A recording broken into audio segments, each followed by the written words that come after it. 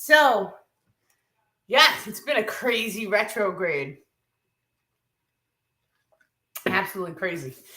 I've been hearing everybody's stories about what they've been going through.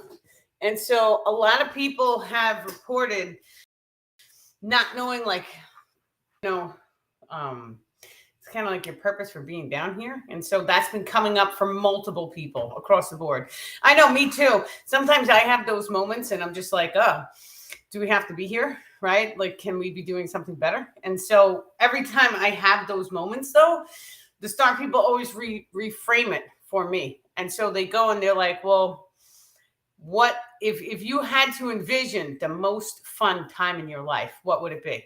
And so to me, I always come right back to learning the magical abilities and activating them. And they're like, that's why you're here. And so many of us who are here, who are doubting our self purpose for being here, or, things that make us happy, or we're dealing with the civilization and things that we see are ugly, right? And so when we doubt and we have these fears, and we specifically during a retrograde, because the retrogrades, they always get us, right? Retrogrades, it's if you take a look at the way time space works, it works in a breath. And so you have the breath in. And so when you're breathing in, you're taking in. And so during the breath ins, maybe I do more sessions. And the breath outs, maybe I go into a slight isolation a little bit more. And then I go more into meditation and I refocus myself on myself. And so you guys are doing the same exact thing with this retrograde. And so it's kind of like we're breathing in the retrograde, they're saying. And so, no, they're saying it's a breath out, because what is it now? He's saying it's like a life ending or cycle ending shift, which is releasing. And so during this, it's kind of like the whole cycle is about, you're about to start pulling back in, which in turn is going to give you the energy that you need to project outwards. And so this is why our focus, our perception is meant to be on the self in this moment. And so this whole process, when you figure out the way the retrogrades work and you see enough of them, you're right. And so you're becoming spiritually aware of how the retrogrades are, and you've been through enough Mercury retrogrades, because there's a couple of them per year. And so now, me personally, I've been on the spiritual path for a lot of years. It's like 10 years I've been doing this little journey. And so you start to notice the signs and synchronicities of each retrograde. Now, if you guys took a journal and you wrote everything down, you would start to see it, because it would pan out and you'd be like, oh, okay. During the last Mercury retrograde, once again, I was focused on the shadow work. I was focused on myself. I was focused on healing, raising my frequency, because even me, when I raise my frequency, I notice that the information I start channeling is higher frequency. So I get a higher level of knowledge. And so if you think about the process of evolution, it's going up and up and up. Very rarely does it go up and then plummet. I plummeted, so I know what that feels like as well. Most people do not plummet. They normally raise, and they don't plummet. But, you are able to have that perspective, and, like, it's part of life. When you do things like that, though, you generally raise up your frequency very rapidly. So that has everything to do with experiencing the density a second time around and going just as deep. And so sometimes many people do this, and you can see it all across the board in different perspectives of topics. So yeah, that's just amazing. Welcome. Good morning. Happy New Year, everyone. Yes.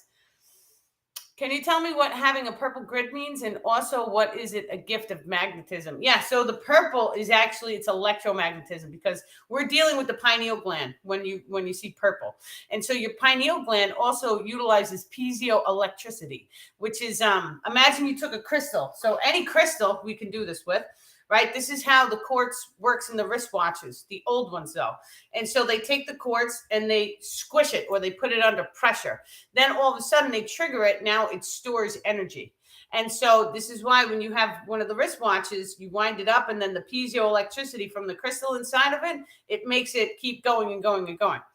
And so that's piezoelectricity. That's inside your pineal gland. And so, there's a lot of different people who speak on this topic too, about different types of breath work. And that breath work, drawing the breath, draws the cerebral spinal cord fluid directly up the spine.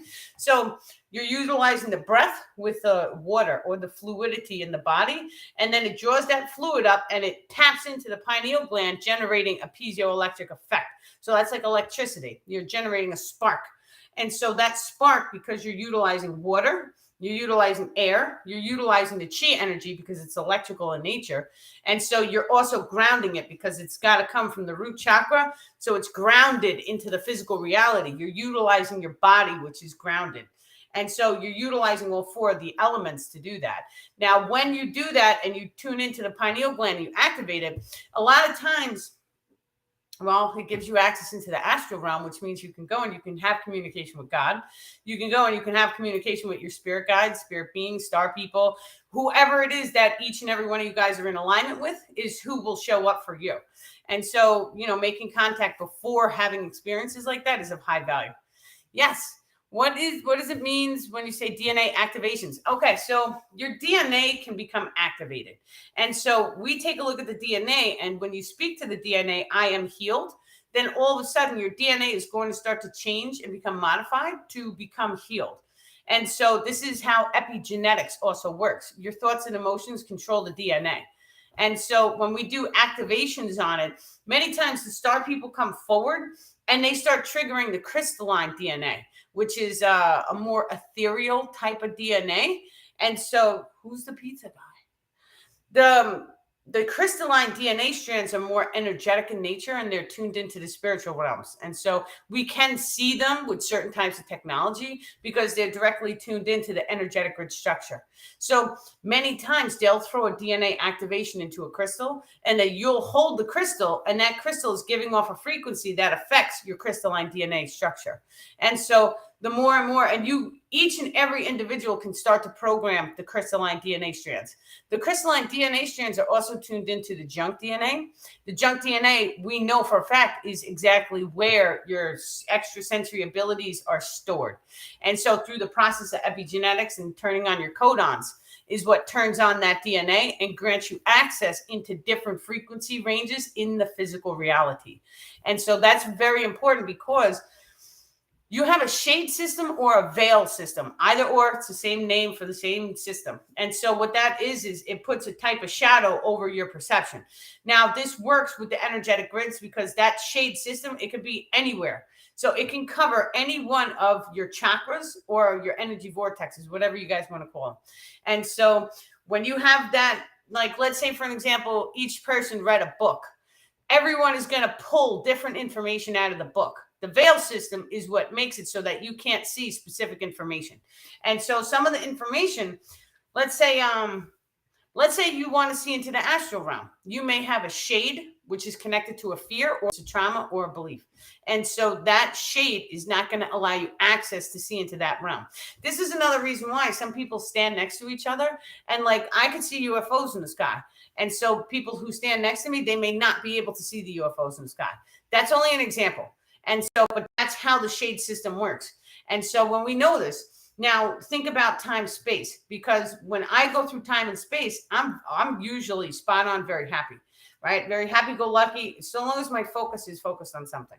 If my focus is not on something, I tend to dip off and I get like, oh, what are we going to do, right? And so it's like two different things. It's very important. Some people who have mental abilities and gifts, for them to really focus on staying focused. And so learning how to master your focus is of high value for each and every one of us. And I have experienced ADD, ADHD. And so when I was in a lower frequency, those things would bother me. They started to bother me. And then all of a sudden we did a frequency raising and it all poof, it went away. Right. And so I had no idea either because I've never been diagnosed. TikTok diagnosed me. So many times you'll start noticing the things that you're experiencing, they pop up on TikTok a lot. And so yeah, it's just focused on staying focused. That's how you do it. But many times TikTok will give us these little hints. And so we don't want to see it as, oh, they're spying on us or watching us. We want to start utilizing these type of systems to our advantage. So when we start focusing on positivity, we're going to start to see more reflections through TikTok of positivity. And so you guys can be Googling anything from clay, pottery. My son and I were just discussing learning how to do pottery and stuff. Of course, I don't want this done in my house because it's a mess, but we was discussing looking at TikTok, right? And so, but the more and more we search that, the more videos they are going to give us on pottery. That's only one example. So the more you guys put your, and it has to be your thoughts too, because anybody with an iPhone, the iPhone has brain wave reading technology in it. So your phone can read your brain waves. And not only that, but this goes a level deeper. The phone can also, it can radiate a frequency which can trigger brainwave patternings in people, which make you want to like turn on your TV, for an example, or check your phone.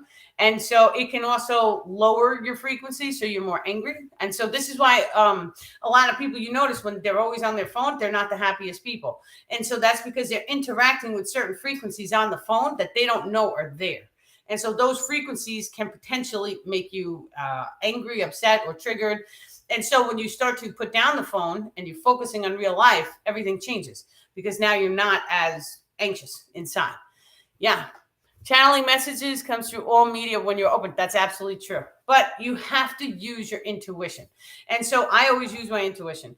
And usually the synchronicities will line up so that like TikTok told me, but then I put 3 or 4 hearts or exclamation points. And now I have people on Facebook telling me. And then I knew from seeing it multiple angles, right? So TikTok told me, multiple people told me. That was 3 different angles minimum. I have to see everything by 3s. And so when you're seeing things by 3, it generally means, hey, you're supposed to be focused on this, draw your attention to it. So even seeing animals on repeat. So like, let's say you see a deer, right? The deer, the metaphysical reason for seeing deer is family. And so maybe a new family is coming in, maybe new friends who are family, who knows? But when you start seeing them 2-3 times, you know, okay, the universe is trying to get your attention with it. And so that's how I look at everything. And even if it's a fly in my house. And so the black flies means that there's something that you're supposed to do that you're just overlooking.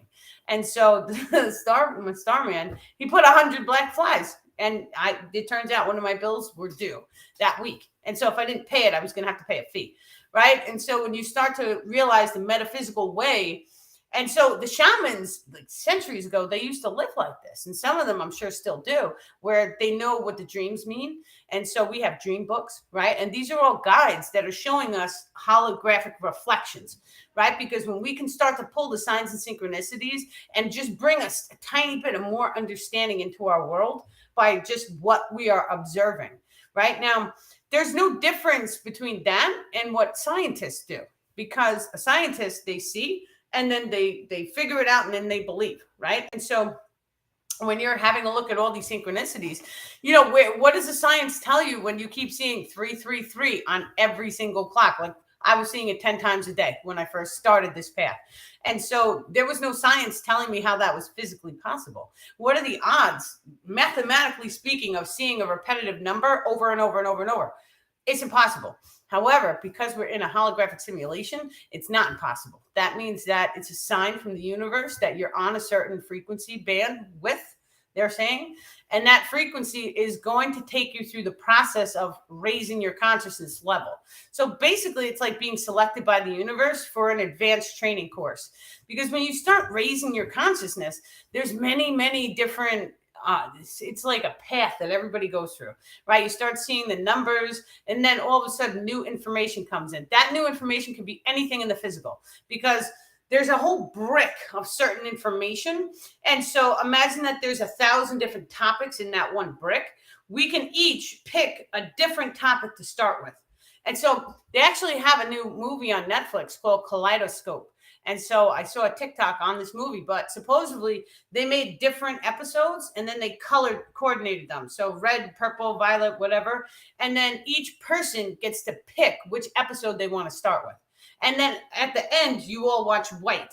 And so, but that gives you it's like a different path to take. So everyone gets to have their own experience watching different episodes, which changes the way that you think and feel about each of the player characters. And so if you didn't see one of the episodes where the character was evil, then you would have a positive perspective of that person, right? And so just That's the way real life works, though. That's exactly how this works. And so when we start to figure this out, it levels us up, because now all of a sudden, I'm not going to look at your past history with your past people. I'm going to take it from, what are you doing right now? Where's your frequency at? Where's your heart at? Did you go through the trauma? Did you heal that nonsense? Are you loving, caring, kind? Right? And so I'm going to base who you are now in this moment.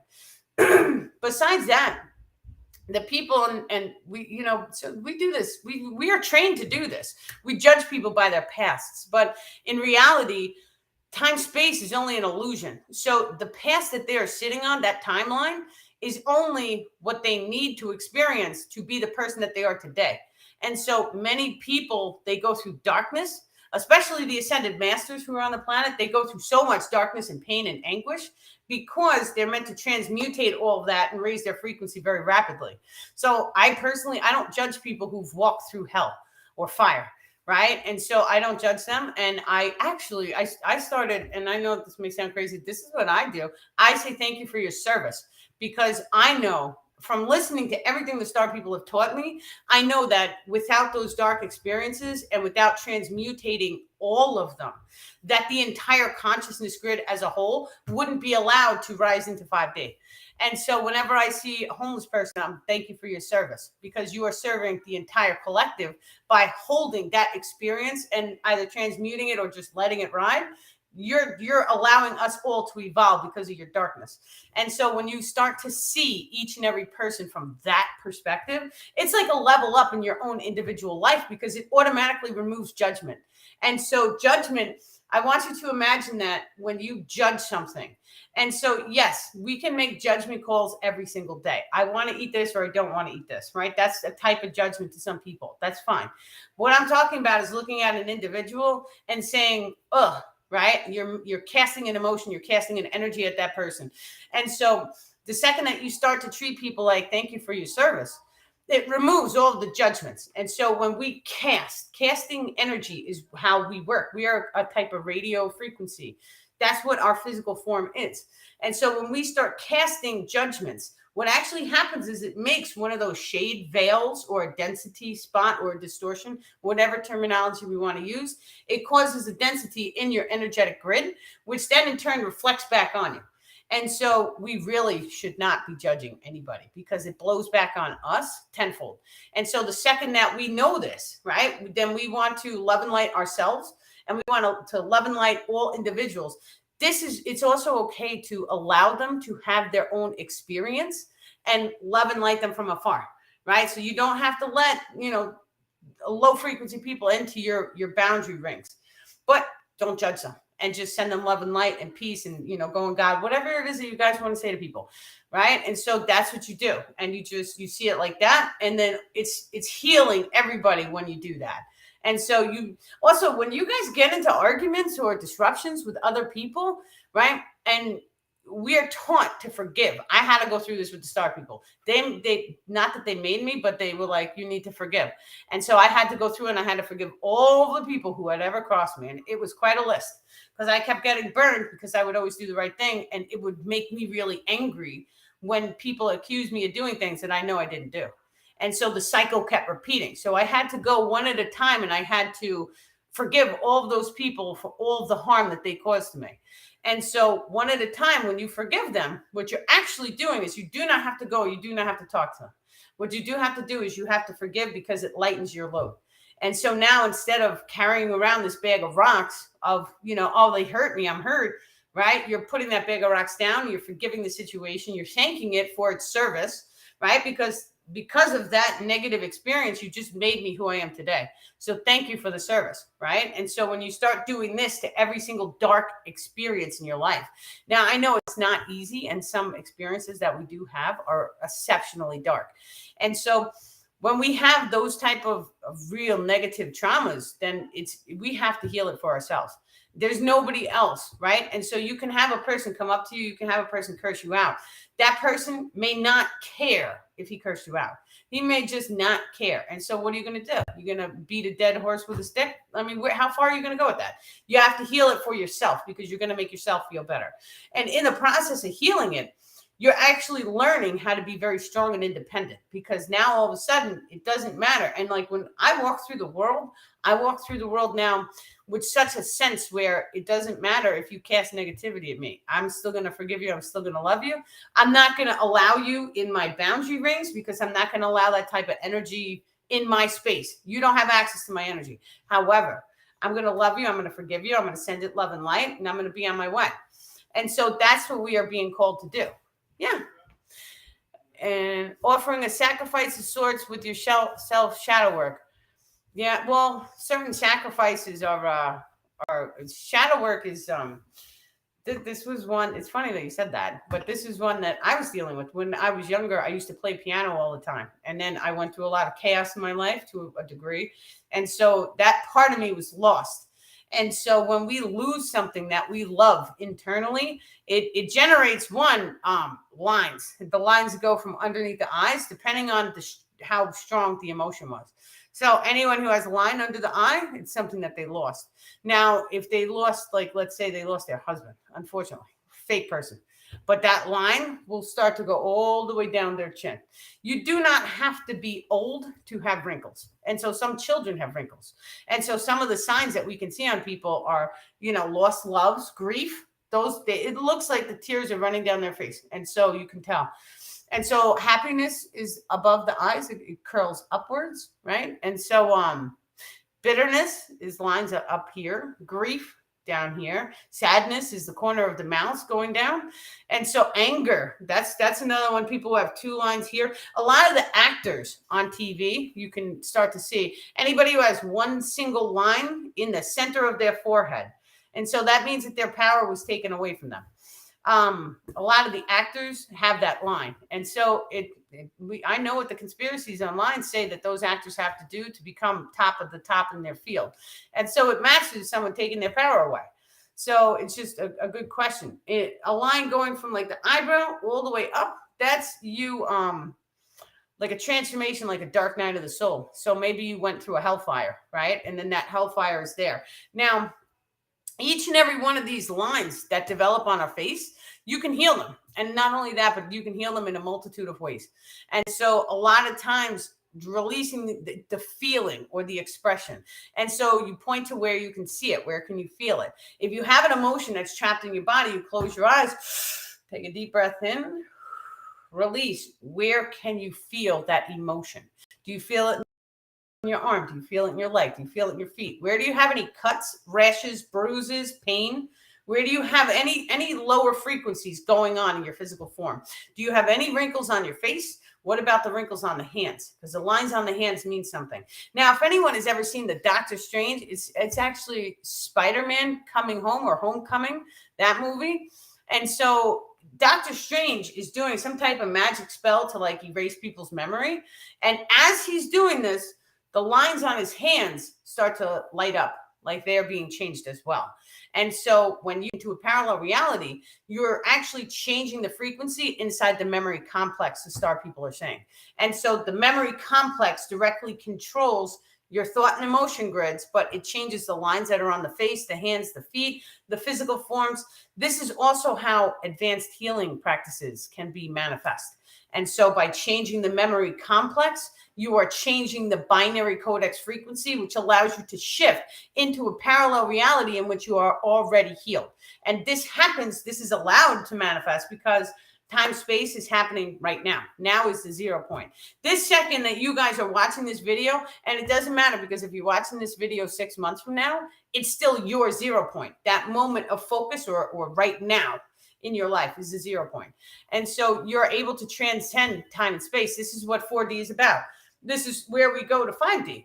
And so knowing this information and just really, really knowing that it's all connected. And so we know it's all connected at the subatomic levels because we can see the sacred geometry. So we can see a mathematical sequence connecting each and every item in the physical reality, as well as some things in the non-physical reality. They also carry frequency codings, the star people are saying. However, when we start to realize that all of the lines, all of the aspects of the physical form, it's all connected to the outer rings as well. And so now when you're placing your focus on something, you are adding energy into that frequency range. And so now I've noticed, because sometimes I do mistakes too, just like you guys. And so I was driving around my town and I'm like, oh, there's all this trash. And now all of a sudden I drive around my town, there's even more trash. And so now I go back and I make a contact with the star people, right? Which is 24/7. He's always with me. But I start asking him, like, okay, so why is that like that? Because it wasn't like this 3 years ago when I first came to Pennsylvania. There was zero trash. And he's like, well, you saw trash, you put your focus on it, it manifested stronger. Right? So these simple things that I should have known, right? I didn't realize. So now what we're actually doing is we're going into the secondary ring.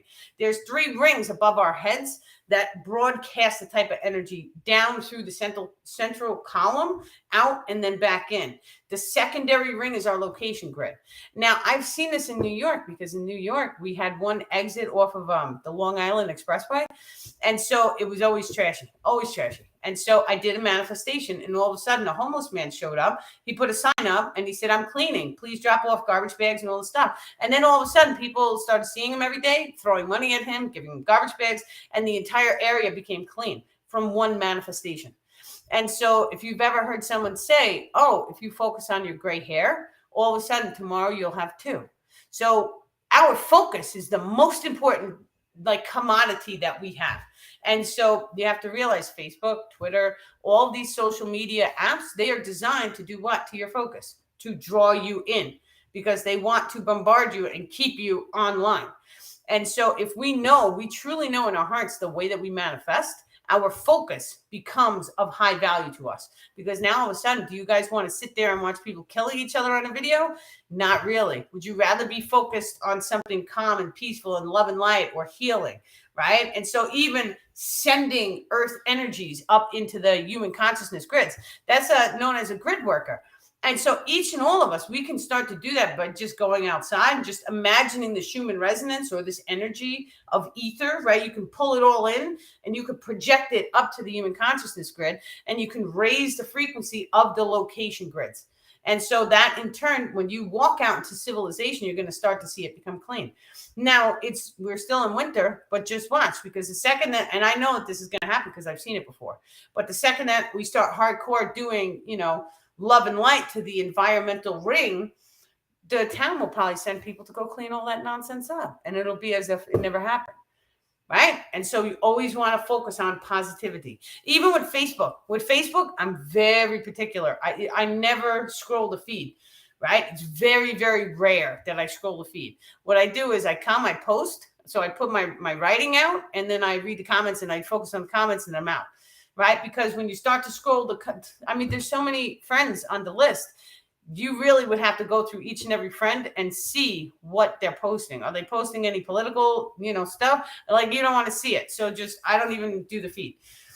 But certain people that you're following, right? And this is why I created Star People group on Facebook too, is because it's just one place where you can go and you could read all of my writings, and you don't have to watch other posts.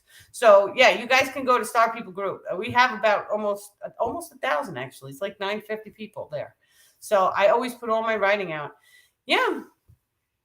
Yeah, the manifestations, they get deeper and deeper and deeper. And so it's funny because it's kind of like a wave, right? And so we learn something, and then all of a sudden it's like, oh, I forgot that. But you guys had told me that like 2 years ago we were doing that, right? And so then I start doing it again. And this time, the second go around, it's normally stronger. And so, because you have to realize that your biological frequency, like me personally, I don't know about you guys. Well, I quit smoking in 2022. And so a bunch of my Facebook people, they were right there with me. They were like, I'm going to quit with you. And they did. And I was like, but here it is. And it's almost a year later, and it's still no smoking. I was a 20-something year smoker. So that's done, right? I also quit caffeine. And so many people quit caffeine with me. And so right now I drink water, right? Water and fruit juices. It's just wild. But when you really start to focus on yourself and you love yourself and you go in deep, you really only want to be consuming, foods that you consider high frequency. So we wouldn't want to go back a step and go to like McDonald's, right? And so that's just a process. Now, actually, that's one of the questions tonight too. What if we had done all the work? We changed our eating habits, we changed the location, we exercise, we do shadow work, and we're still not happy. Yes, that can absolutely happen. And so I've also experienced that as well, because I did everything in my power. I did every single spiritual tool. I was in a lot of pain at the time.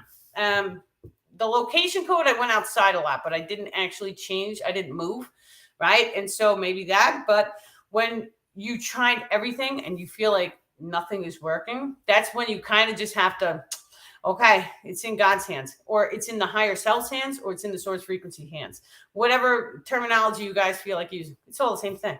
And so at that point, I just had to release resistance. Well, if this is going to be how broke at the time, my body was so broken. If this is how it is, and this is how I have to live, and this is me living and being alive, then this is what it is. And then the second I released and I was fine with it was the second it disappeared in 2.5 weeks. And so all of my pain that I had, it was over 12 years total. And so 5 of those years was positive, 7 was toxic. And so, but the second I released and I was at peace with what is in the now moment, was the second it disappeared from my life. You quit alcohol and sugar this year. Very good. Focusing on self-care and learning new things. That's amazing. Alcohol too, I quit. Alcohol was another toxic thing. Well, I was a cripple. So 12 years being a cripple, I was on pain meds. I was drinking all the time. It was so much pain. I just didn't want to be here. And so, but somehow I made it through, right? And then I learned, oh, okay, well, I healed all of this pain that was holding me back for all of these years in 2.5 weeks. And so I was very grateful. I was very, very happy. I was blessed. I was meditating. I started eating. And this was a natural intuition to eat salads. It wasn't like it was hard. It was like, oh, I'm craving salad now, right? And so then I would just want to eat salad. And so it wasn't even hard. And so when you start raising your frequency, then all of a sudden your cravings change, because your body is like, well, my frequency raised, and the body was like, well, we got to eat a frequency match in the food. And that's another reason why the caffeine had to go, nicotine had to go, right? But I baby stepped the process. So it wasn't really hard. Kratom had to go. Kratom was another one. And Kratom, I baby stepped. So anytime I was ever dealing with an addiction, I've been addicted to everything. Soda. I was a 20-year, 2-liter a day Diet Pepsi. There was one time I went into a supermarket and I must have bought 50 bottles. And the people around me were like, whoa, are you thirsty? And I was like, they're on sale. Right. And so it was a crazy addiction. And I filled my entire fridge with all Diet Pepsi. It was just wild to like, now I look back and I'm like, God, what the hell? But yeah, that's just what it is. But the second that you take all of that and you learn how to transmutate it, right? So like now I know that if I ever got addicted to anything, like say sugar, right? Or even fruit punches, because I've been drinking fruit punches, right? If I ever feel addicted, I know that there's a little trigger inside of our minds. And the little trigger, you just have to say, I've had enough. And then you switch the trigger on or off, right? So if you're using like fruit punch and you want to just stop it all together, you just flip it off, right? And that is actually directly connected into your codons. And so you're ingesting a product that is giving you a frequency match. It doesn't matter if it's fruit punch or a plant. Certain plants will also trap you at the frequency match of that plant. This is another reason the star people are saying many times people become breatharianism or sun gazing, or they tend to directly breathe in the ether into the physical body so that there is no longer a need for physical consumption. And so your ether will start to pulse out the top of your head when you're at that level. I'm not at that level. I still eat. So I personally can't tell you guys, I wouldn't do it. I would just wait and see how you feel. But there are people who can do things like this. And so it is a very interesting topic, because the second that your frequency raises, you're not going to be in alignment with you're not going to need them. So let's say you're taking rosemary, and rosemary, the herb, let's say you're making like an essential oil or something, or you're ingesting it, right? You're going to get to such a point where you feel healed, so you won't need it anymore. So they're saying it will just drop away from your life very easily. Yeah, you're battling the Diet Pepsi right now. That one sucks, man. It sucks because the chemicals that they use in the Diet Pepsi completely changes the way that you think. And so when I'm going to just consider it like a drug. When I was on it, it was like you're not thinking clearly. You're not getting the best information. I know it is, because I love Diet Pepsi. I loved it. It was like, I don't know why. Maybe I don't know. I personally feel like I can feel my dopamine get triggered with all the chemicals in the food. We had these vitamin shakes, right? And it was called Thrive. And so it had sucralose in it. Who knew, right? Here I am like, oh, it's just a vitamin. And so, but I started taking those like there was no tomorrow. You're supposed to drink one a day. I was drinking like 3 or 4. It was crazy. I got so addicted to it. And then I had to like stop it, And so this is real life here. But I've been through this with everything. Like right now, I feel like I'm addicted to eating salads and drinking fruit punch and chocolate bars. So I love chocolate. So yeah, it is what it is. I go through my little cycles. So I go through the cycle and then that one ends and then something new starts. And so I'm a repeat person. I can listen to the same song on repeat, I think for about 6 months. I did recently, right? When I was in high school, I listened to the same song for like 3 years. And it got to the point where my father at the time, he threatened to snap the CD because he was like, this is all I hear in my sleep is do, do, do, do, do. It was the Third Eye Blind song. And so it was do, do, do, do, do, do, do. Yeah. So I don't know why I do this. It's just something that I do. And my son does it too. He's a repeat warrior. So yeah, it's amazing. I had to quit it. It is going to kill my walking. Yeah, regular Pepsi too. So I was on regular Coke, regular Pepsi, and it spiked my sugar levels. And so then the doctor was like, "Well, you can't have sugar." So that switch got flicked because I believed it. Oh, okay, I can't have that. So that's it. It was done. Right. And so then I went right to diet. And so the funny thing is that the diet, it tasted so bad, but you had to get used to it. Right. And so it was like, oh, it tastes like crap, but I'm still going to drink it because what else can I drink? Because there was sugar and everything else and I couldn't stand water. Right. And so, I mean, this is real life and this is real. This is what I did. And yeah, whatever it made me. Yeah. Let me see.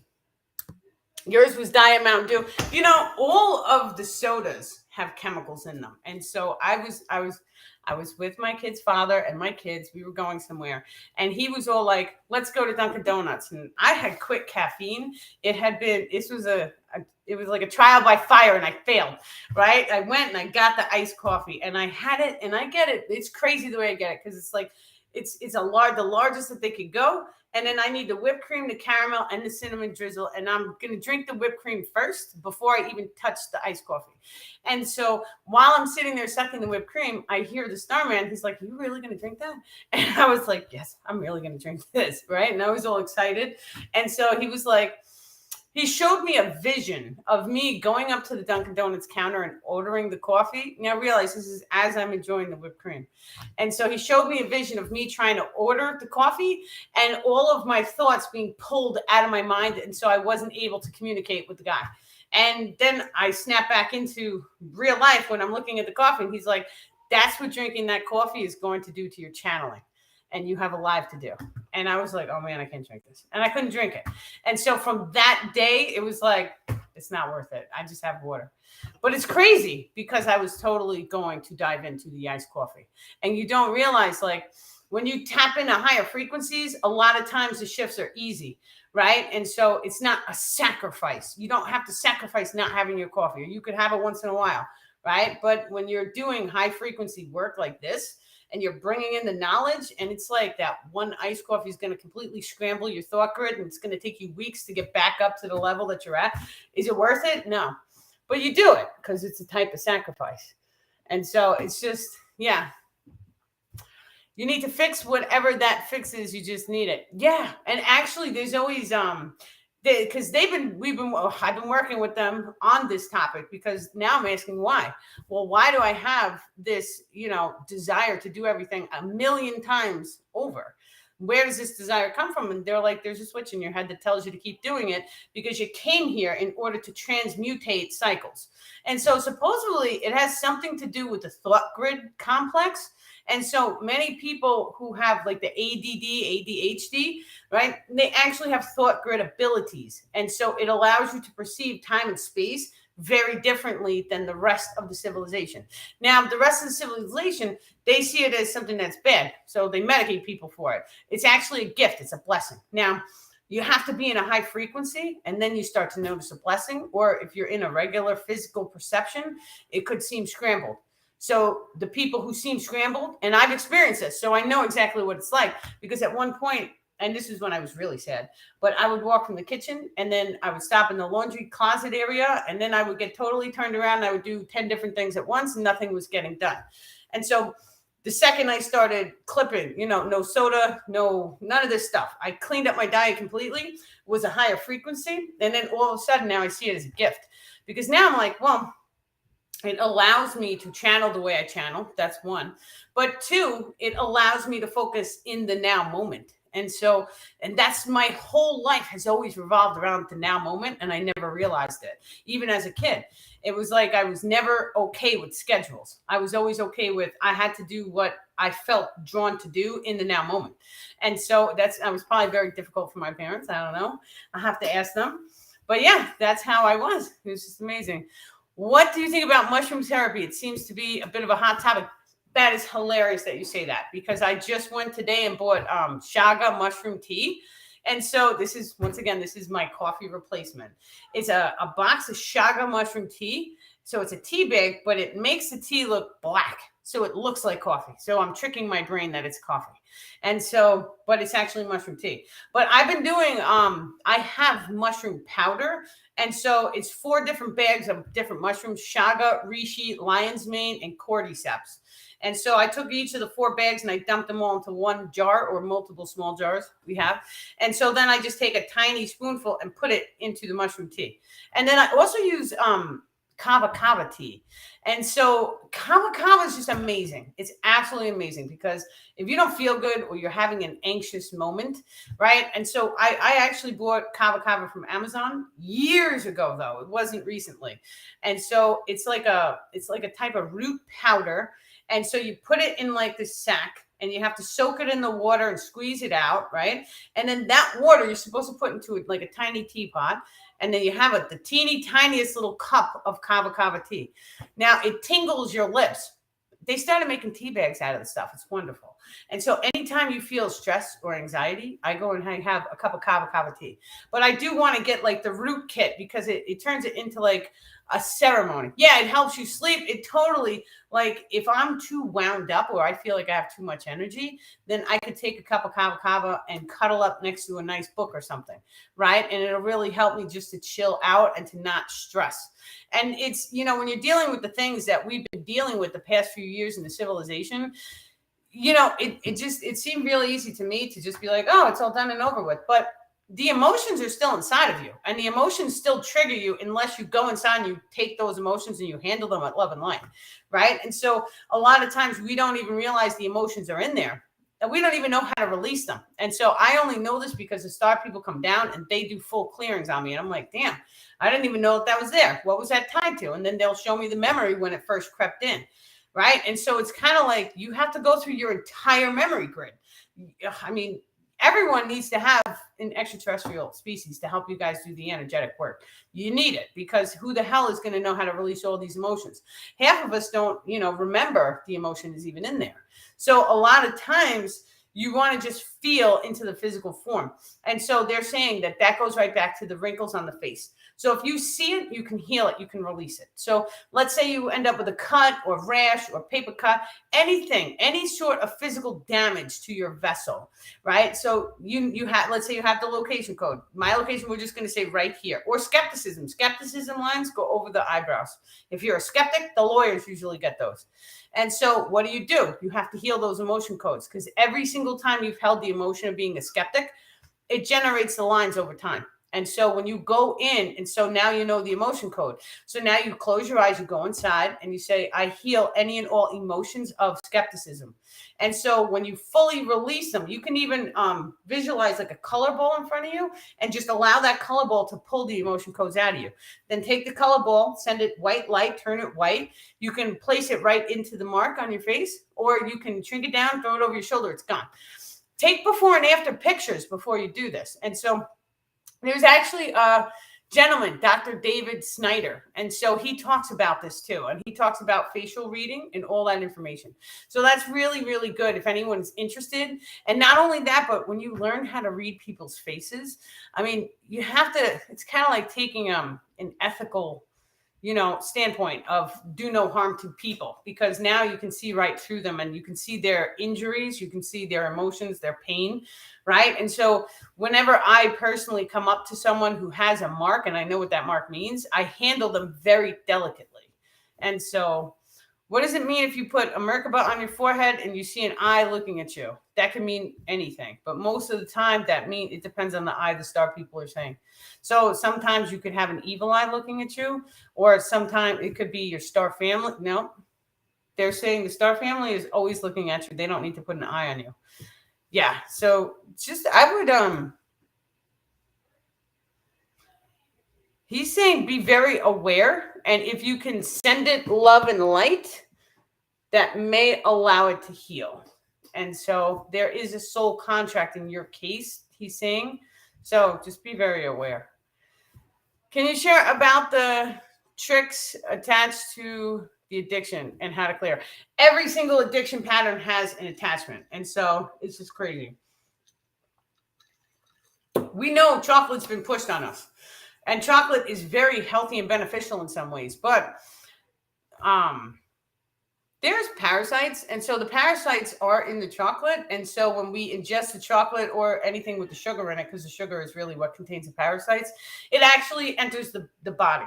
So we can scientifically see now that some of these parasites start in a physical realm, and then they raise their frequency to such a degree where they disappear. But you can tell that they're still attached to the energetic grids, because scientifically you can see them. You can see their energies. These are the lower frequency attachments that latch onto us, and they feed off of our energetic grid structure. Each addiction has its own range of parasites. And so these things are parasites, attachments, demons, whatever it is you want to call them.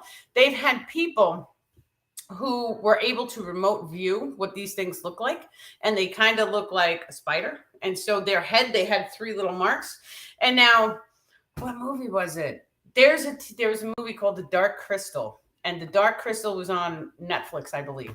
And so when you're watching it, there's spiders, and the spiders, it latches onto the person's face, and then it takes over their consciousness.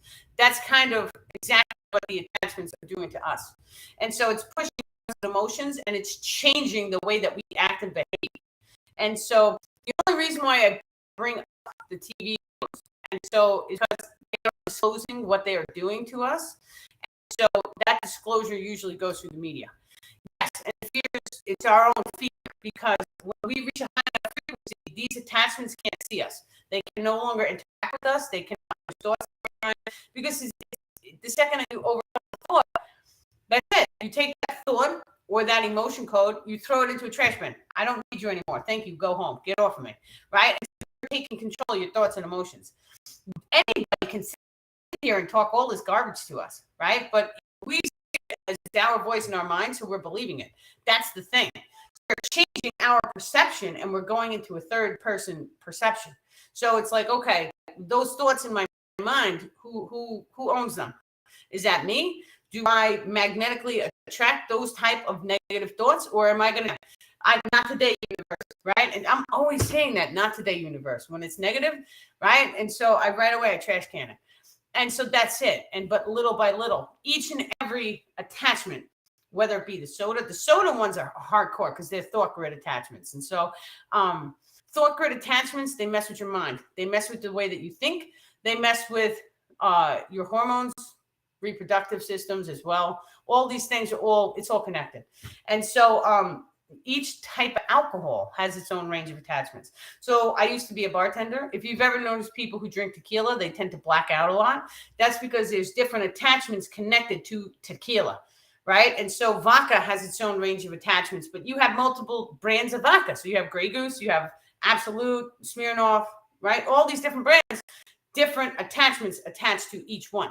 And so these attachments latch on, they feed off of us, and they generate different types of emotions. Now, if we had a full range of the full emotional scale of a human being, you would start to see that there's so many potentials, right? And so each attachment, each range of attachment has its own range of emotion codes. And so the emotion codes vary. Some of the attachments that you get from certain products, like alcohol, like they remove your hair. And so if you drink a certain type of liquor, you may end up bald. it's only because of the attachment. And so nobody is going to say, oh, you drank when you were 20, that's why you're bald. Because to us, from a physical perception, it doesn't make any sense. But from a spiritual, from a metaphysical perception, oh, you had that alcohol that had that attachment, and that attachment took 20 years to latch on and remove, and it's little by little, because each and every time that you have hair coming out of your head, that's an experience. And so the attachment can also generate experientials. This is what the star people say. So an experience is you coming out of the shower and then you are having 10 strands of hair come out of your head. That could potentially be because the attachment is generating the experience. So you are firing off an emotion every time you have that experience because you're seeing the hair. That hair is generating an emotional field in the body that you're just unaware of that emotion. And so, yeah, I know it's so effing crazy. It's like when I first started learning this stuff, when they were telling me, and I'm like, nah, you guys are crazy, right? But then they cleared all the attachments off me and I felt the difference.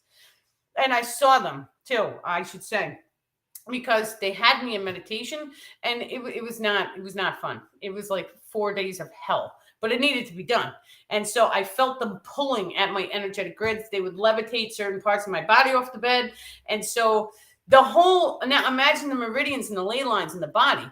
And so that line goes from your brain, right? It tunes into the neurons in the brain and it goes all the way down. It could tune into the sinuses. It could tune into one of the teeth. It goes down the throat chakra. It can either go down the arm. It could go into the heart. It can go into the leg.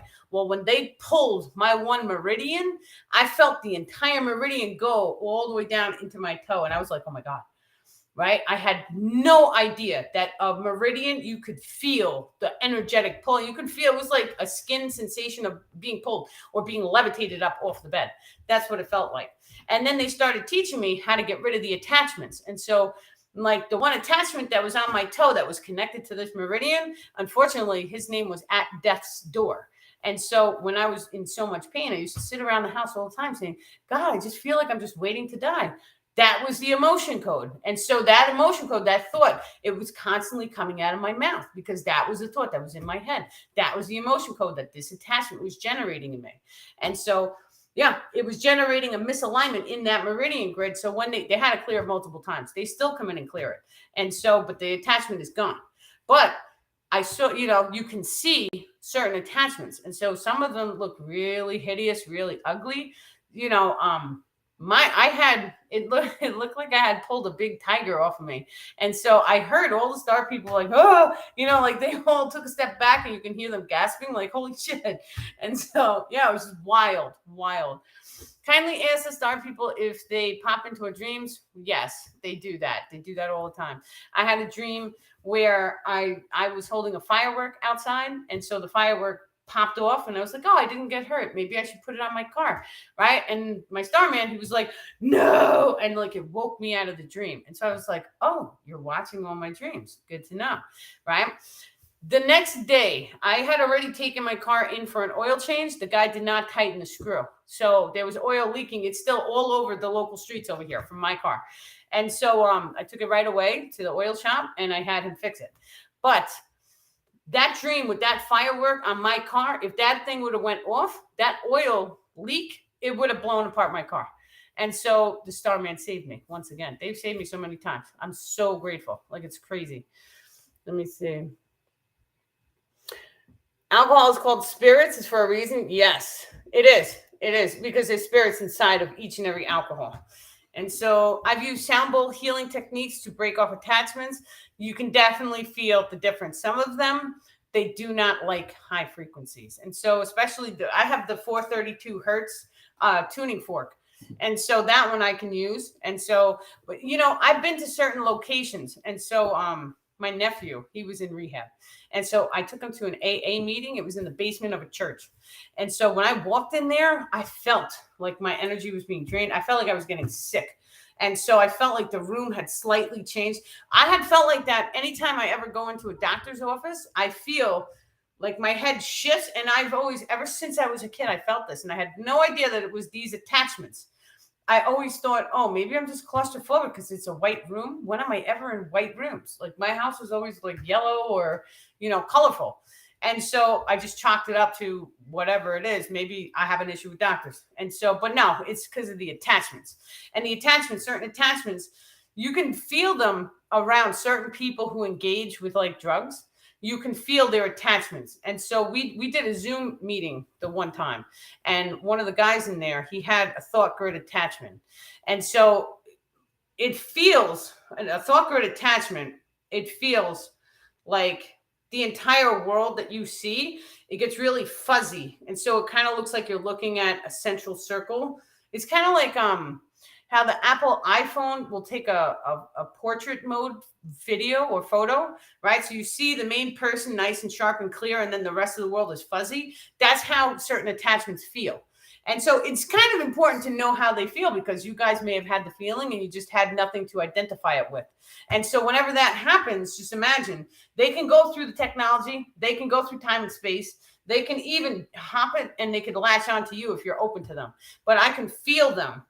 And so, no, it's, you're allowed to smoke cannabis. Everyone is allowed to do their own thing, right? And so I don't judge people.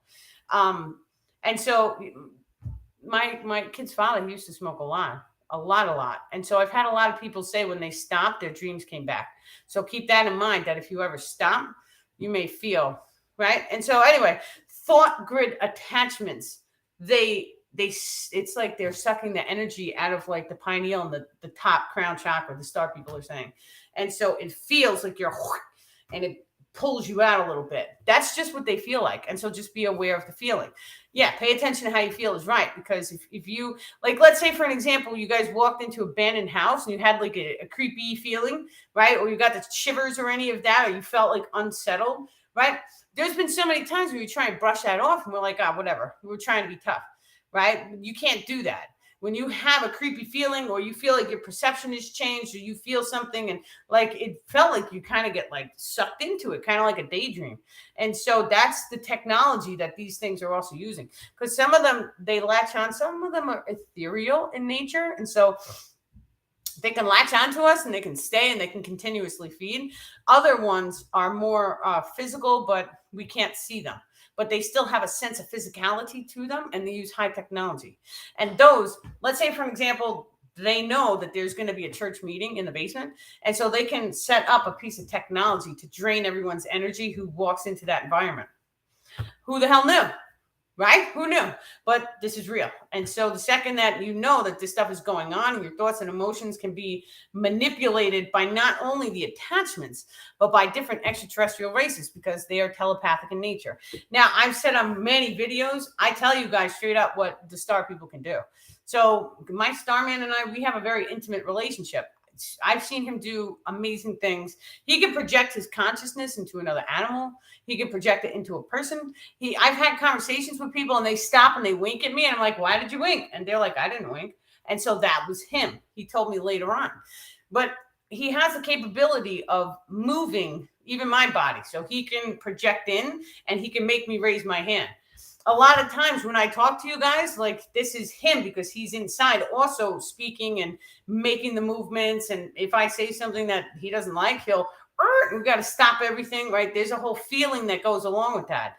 And so, you have to, sometimes it's like, stop what you're doing, take a deep breath and refocus. And so then he'll rebalance and he'll put the correct information out. Yeah, crystals can definitely have attachments. And so once again, I feel like I've had every single experience. I ordered this crystal from Amazon, and this was years ago. It was black. I think it might have even had St. Michael on it or whatever. I don't really remember what it looked like. We ordered this crystal. I put it on. I wore it for 3 days. I had anxiety attacks. I was crying. It was horrible for all 3 days.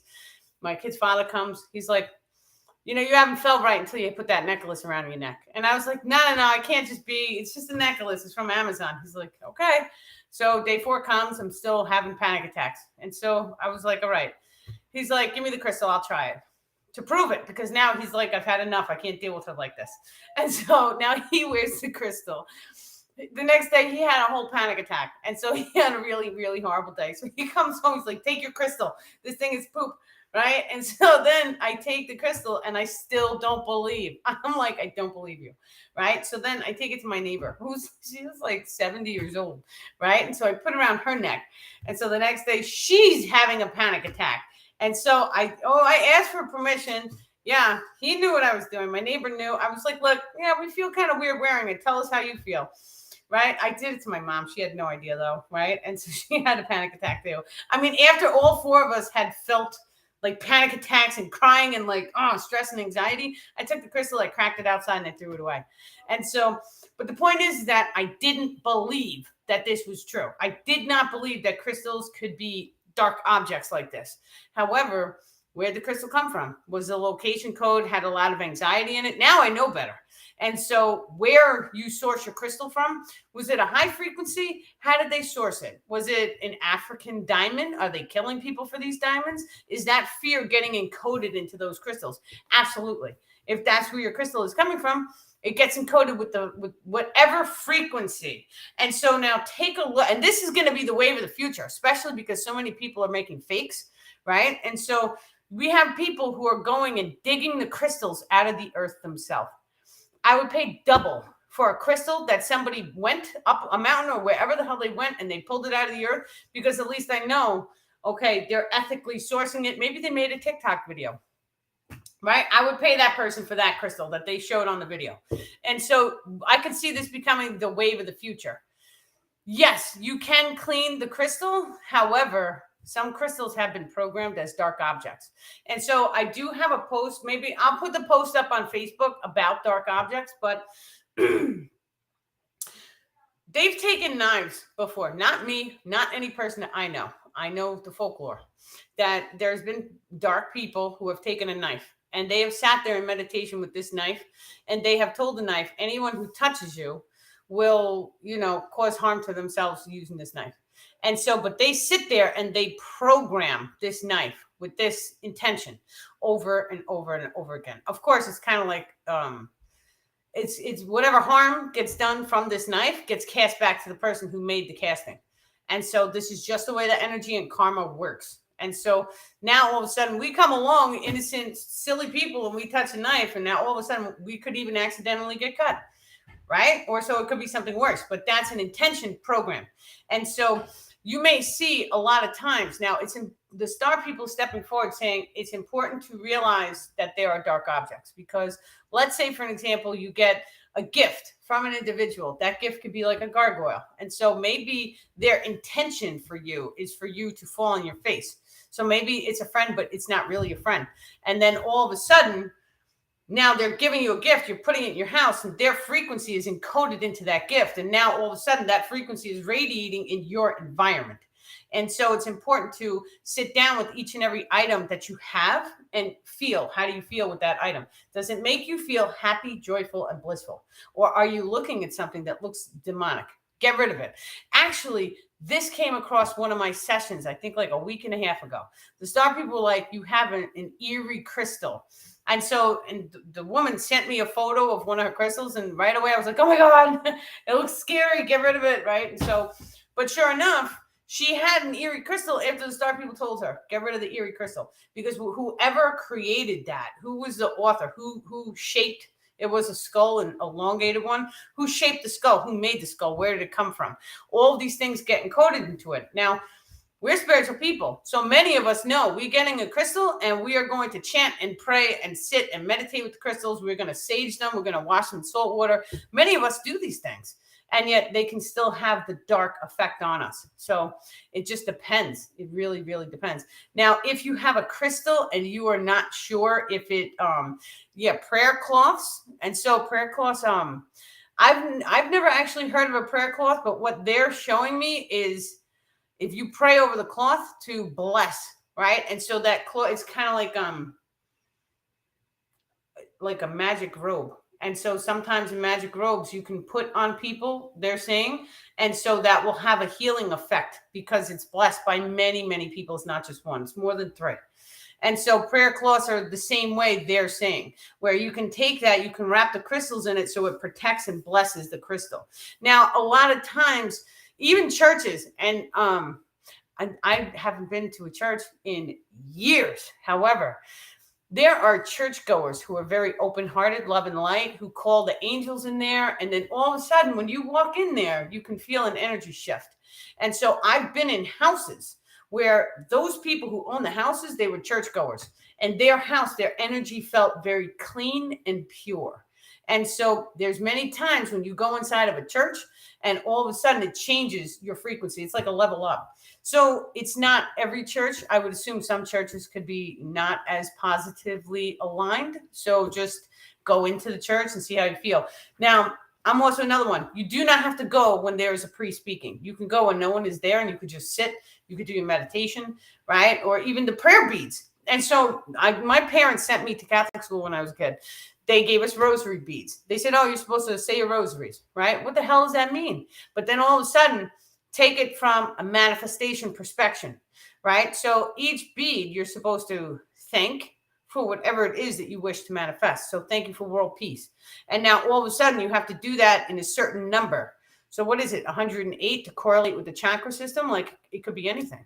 I don't really remember how many beads, but meditation beads are a thing. Prayer beads are a thing. It's just keeping track of how many times you were saying it like a mantra. And so that's another thing that could potentially work to cleanse and purify the crystals. Now, it's funny. There's so many correlations between the science and what's happening in the churches, because the churches, they use sage. They kick the smoke all around the place to cleanse the energy, right? They're ringing bells. They're lighting candles. They have an altar, right? And so they're doing all these things. And so it's just, I'm pretty sure it's 108 chakras. And so the churches are doing all of these things. And so it's eye opener, right? And so I've always been that person where I know someone who's a hypocrite, right? And so I don't fall for that nonsense. If it's not good for the goose, it's not good for the hen. And so if you guys are doing it, why are you telling us we can't do it? Right? That to me, it just doesn't make sense. I used to be such a headache for them in Catholic school because I would always have questions. And I could swear to God, it was probably the star people pushing the questions through me because I had so many questions and they constantly were silencing me. You just be quiet. They would get frustrated because they didn't have the answers. And so that it shaped my belief patterns though, because at that point I'm like, you don't know what you're talking about, because if you knew what you're talking about, you would have an answer. And this is me as a kid. I was very outspoken as a kid. So, yeah, okay, perfect. You're burning sage right now. Cheers. Maybe they're just blowing smoke, laughing out loud. Yeah, so it's crazy. I sage in my car. And so I come out of like Target or Costco and I have a little thing and I sage. There's a thing too, when you quit smoking, and nobody tells you this, but when you quit smoking, smoke, it's kind of like a sage. Right? Think about it like that. You're constantly smoking. That smoke is cleansing your emotion grids. And so all of a sudden you quit smoking and it puts you into a spiral. And this is why so many people put on weight when they quit smoking, because your emotions become out of control. And so you don't even know these emotions existed because you've been smoking for 20 years. That happens too with the fluoride in the water. And so there was times in my life when I went on a 3-day fast. It was not because I wanted to. It was because I was sick. And so I could barely even drink water. On the 3rd day, I astral projected. And so that's when I was like, oh, something changed. And so whatever chemicals are in the fluoride, it affects the pineal gland to such levels that if you're having a hard time doing astral projection, you need to see if you can go on a tiny amount, or even, if you can find a local spring that you can go and get fresh water in a glass jar, not plastic. And then just see how you feel after 3 days of just drinking that. And so that's wonderful. It's esoteric. Yeah, it's all how you feel in the different churches and the religious. Absolutely. We accidentally went to a church once and they were singing and dancing and clapping. And I will tell you, I had never been so happy. And so I didn't even understand what the hell they were singing about, because it was too much for me. It was way too much. But just being there and seeing them happy and inspired and everyone dancing and clapping, it was like such an unusual experience for me that it just stayed with me. And I was inspired by it because I had never seen that many people in one place being happy and dancing. And I was like early 20s. This is a long time ago. Yeah. It was just definitely, yeah. Thank you for coming and enjoying the session. Welcome. I think this is like a really truthful one, right? Like you guys really get to know me. on so many different levels. What's the purpose for a crystal skull? So, Ancient Aliens, a TV show, talks about the crystal skulls that are here on the Earth. And so they're big. They look like human skulls. Some of them look extraterrestrial, I think. And so supposedly, the story is that the ancient people had actually taken their consciousness and projected it into the crystal skulls. And now, what is there, 12 or 13? One of those numbers, probably 12, maybe 13. And so when you take a look at the information the star people are giving us, they're telling us the way to perceive the physical reality, like a history book, is by having 12 people's perspective. And so it has something to do with the numerological order of the number 12. And so 12 times 12 is 144. We know that there's 144 frequency that unlocks in a 5D. There's a lot more information with the number 12. And so 1 plus 2 is 3. So if you have 12 and 12, that's number 33. And so 33 has a lot of information about how to get to space is one, but how to also activate different levels of consciousness inside the body has to do with the number 33. So when you start to, you got to break down the numerology. And so there's so many different aspects to that. But yeah, when you start to realize all of that, what was the original question? I totally got sidetracked. Okay, what is the purpose for the crystal skull? 12 people projected their consciousnesses into these original crystal skulls. And so now you have people making smaller replicas because now monkey see, monkey do. We see these big crystal skulls, which are, they're being like hoarded. So rich people have them, right? They're not available to the general population. You're not going to see them in a museum. And so, but also indigenous tribes, some of them are keeping them safe. And they've been told for centuries, protect the skull. Because supposedly when you bring all of the skulls together, it actually allows those 12 consciousnesses to come out. And so it's like opening up an ancient book, except the knowledge gets instantaneously downloaded into the primary individual who's putting the skulls together. Now, people have had interactions with the skulls and they've been like, the skull changed colors. It was a clear quartz skull. How the hell did the thing change colors? Or they'll see stuff, or they'll see people in the room, right? So we don't know what the deal is, the full deal with these skulls, but it's there, right? There's information there that it needs to be unpacked for all of us. And so we're being given a fragment.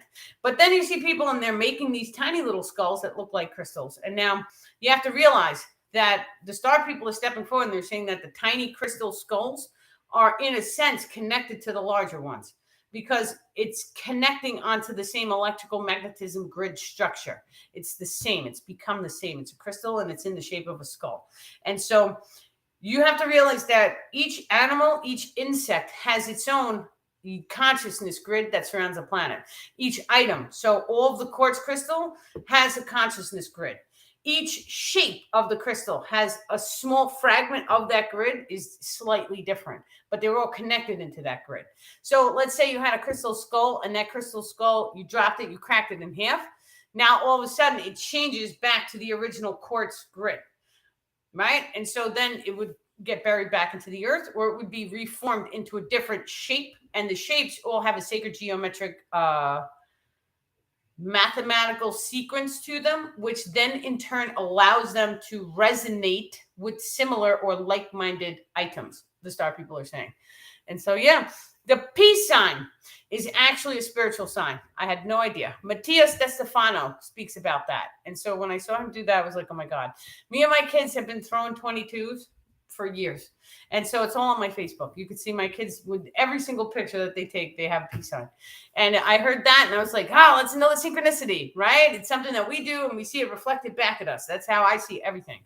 And so it's just absolutely amazing. And so if you ever see me with the peace sign, it's like, now when my starman was teaching me how to open a portal. And so I've slightly done it. I made the sparkles. I've seen the sparkles go around in a circle, but this is what he told me to do. He told me to take 3 fingers with the left hand and you're completing the circuit with the pinky and the thumb. And so these are all electrical circuits that we're doing. He said in the right hand, make 2, the peace sign. We put them a little together. and then you take it and you go around in a circle. You have to shift your perception so that you go into a slight daydream. When you're in that daydream moment, you ask or call or allow or release the physical reality. It is a form of releasing. So when you push back on the physical form, you can actually push yourself. It's like you're still in your body, but you're pushing your soul back in the body a little bit. And so your pineal gland and your heart chakra will activate forward. And so that's when the energy centers open up. They broadcast stronger. And so those two connect in with the solar plexus, because that makes a 3 in the chakra systems. Everything is by 3s. And so even the power of 3, you take 3 people, either 1 male, 2 females, and you do your manifestations together, and it makes them manifest faster because it's opposite energetics, male or female. And then all of a sudden, the power of 3 kicks in. Now, there's also stories in the Bible when 3 people say my name, I will be there, right? And so 3 people actually have the potential to shift the way the earth rotates. So we can change the stars. We can actually change planets. You can evaporate a planet.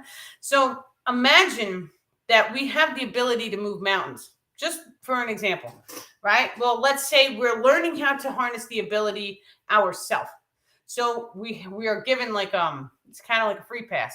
So you can do it with 3 people at once, because with 3 people it happens faster. Right? And so 3 people can move the mountain. 3 people can heal a person. This is already done. And so it has something to do with the shape of the triangle and 333, which is the source frequency's numerological number. Yeah. Okay. Let's see. In the miles of 2 or 3 sounds like the witness. I don't know what that is. Can you say that again? With what do you do with your fingers to open the portal? Yeah, so the left hand is 3, and then the right hand is 2. The 3, I normally do sideways, and I bunch them together, and then I go like this in a circle. But you have to really get a dream. You have to pull your consciousness slightly back, right? So it's the energy. If you've ever done meditation, right, you have to go inside to unlock yourself. And so you'll feel the soul coming up the body. You'll even feel it radiating out the top. Well, when you're standing and you're awake, you have to go into the daydream and pull yourself back. That allows the pineal gland as well as the heart chakra to open and activate. So when you do that, it feels like the rest of the space, besides these energy vortexes, it feels like it gets pulled back. And then these activate, but the solar plexus is pulling energy in. So it's like a 3-part system. And when you do this and you are focused on the daydream, now I don't know why, maybe it has something to do with the way I focus through life, and it's always in the now moment, but I can get into the daydream state very easily now. It's so simple. I've been doing this since I was a kid. Many times I'll just sit there and stare out the window, and it's like I'm in La La Land. A lot of times I zone out so easy. That's actually a gift. Because if you want to learn how to harness these abilities, you have to be able to daydream. And so you zone out, you daydream, and then you keep circling. And yeah, your arm may get tired. I had to actually lay down. And so I put my arms on the bed and I kept doing this. So I didn't have to, because I was doing it for a very long time. It did not take 5 or 10 minutes. It took a while. But I was determined because I wanted to see the Starman, right? I wanted to see him. I wanted to go through the portal, but long story short, I was circling, right? And like I was going to give up so many times, and he was like, don't give up. And so I kept going. And then I saw a complete ring of sparkles. And the second that happened, I lost all train of thought because my heart jumped into my throat and I got excited. And I was like, oh my God, I did it. And then poof, it was gone, right? But the point is that I've seen it. I project with my right. And so if you're a righty, it's the right. If you're a lefty, I would do it with the left. It doesn't really matter. And so it's all energy projection from the primary chakra system. You're just doing the hands because it's making the user, the individual, feel better. But the truth of the matter is that you don't have to do anything. You could blink and then that portal will be there. So, man, it's wild. Oh, yes, clockwise. I do everything clockwise because your vortexes are projected clockwise. And so clockwise in nature is life-giving. Counterclockwise, if you've ever seen a tree and a tree rolls up counterclockwise, it's usually dead. So we have vortexes, which are clockwise, and we have anti-vortexes, which are, now imagine that a regular vortex is connected to the chakra system. The ones out the front of the body are positive. The ones out the back of the body are fearful. or negative. And so it's not really negative. It's just it's kind of connected into the void space, which is connected into the mirror dimension. And so the void and the vortex energies, right? So the source frequency is like a vortex. When we send a vortex, we're sending love and light. We are raising the frequency because it's going clockwise. That's the same as the Earth's rotation. That's the reason why we use clockwise. So if they're rotating this way, and so all of a sudden we're doing it that way, then all of a sudden it's producing a life-giving vortex. When you do it counterclockwise, which we can see in nature, we can see the counterclockwise trees are all dead or dying. And so that's a void spot. And so those void spots, the vortex, its source frequency is very high, rapid frequency, and then it slows down. So this is where we see the physical reality. It's very slow, right? And so this is why we see things that are solid, slow. Atoms and molecules are under a slow frequency. But then we go to the octave below the feet, and it's very, very slow. It's very dense. And that's where the lower vibrational attachments are supposed to live. Now, when we have, for an example, the void and the vortex, the void is connected in with the lower frequencies. So the void and the vortex, it's one frequency range. It's just two different polarities of the same frequency. It's kind of important to know that because your body works with the void and the vortex. So you have the void, which is your dark days, your dark experiences, traumas, tragedies. All that stuff is connected into the void. Now, many people will tell you, you have a dark angel, you have a light angel. Right? This is the mythology of the thing. Yeah, that could potentially be true because we connect into the void and the vortex. It's the same frequency wave, but there has to be, an allowance. So, she's not listening to the light. We need to generate a trauma, which is connected into the void. And that trauma will get her to shift into a higher frequency. Your higher self guides the whole process. So your higher self is fully involved. And so your higher self can also shift your frequency anytime she or he sees fit, or it, because it's spirit. And so if you have communication with the higher self, you have to trigger alpha brainwaves. Alpha brainwaves, generally when you're in meditation, you could trigger a form of green, and you'll see green in the pineal gland. It could be green, yellow, green, blue, as long as it's like greenish. When you see that, that means the higher self is looking at you. Now, we can also pull the higher self. It's more like a coaxing. It's less pulling, more of a coaxing. It's very sensual in nature. So you have to be loving, caring, kind. And loving, caring, kind is very sensual in nature. And so when you open your heart to bliss energies, you can coax the higher self to come into the physical form. The higher self will take a seat in the heart chakra and she will flower open. You'll feel this because it kind of feels like opening up your fingers and it's like a foot off of the heart chakra though. And so when the first time this happened to me, I was like, oh my God, am I dying? Right? And so, but it felt very peaceful and blissful. I was like, oh, this is nice. That's what it feels like. But the more and more that you start interacting, and you can only really do it when you're loving, caring, kind, and high frequency. And so the trick of the game is hold the higher self open and like flower her open as much as possible. Because when you flower her open and you flower the pineal gland open, you become activated. Right. And so it's game over at that point, because now all of a sudden you just activated two of the primary chakra centers that now allow you access into different frequency ranges. So you ever want to like time travel, teleport, hop into a parallel reality, all of these things, you have to open these two glands first. That's just the way it is. Now, many times we are being taught that you have to be in a meditation to open the pineal gland. That's science, right? And so, hold on. The scientists are telling us these things, and that's great. But there's a process of evolution taking place where maybe in the earlier stages, to coax the pineal gland to open, you had to go in deep into meditations. But now we're seeing that people can, this is what the star people are saying. This is not science on this planet. The star people are saying by going into daydreams and by accessing the heart chakra and allowing the higher self to come in, there are certain paths where you are able to open the pineal gland while you're in a daydream perception. So your eyes are technically open. You're not in a solid meditation. Now, what is a meditation is still up for debate because we know about the zone of focus. The zone of focus is like when athletes go and the athletes are in that zone, right? And so time space changes for them because they're in a loving, blissful energy. Then all of a sudden the time is going very rapid for them. That's a perception of the source frequency. So when we're following our highest passion, that highest passion is exactly what tunes us into the source frequency wave. So that's what's allowing you to pull the higher self down and to have him or her seated in your heart chakra. And so when you go through the zone of focus and you start to realize, okay, so I have to be happy, I have to be blissful, and I have to be focused. Your focus is everything.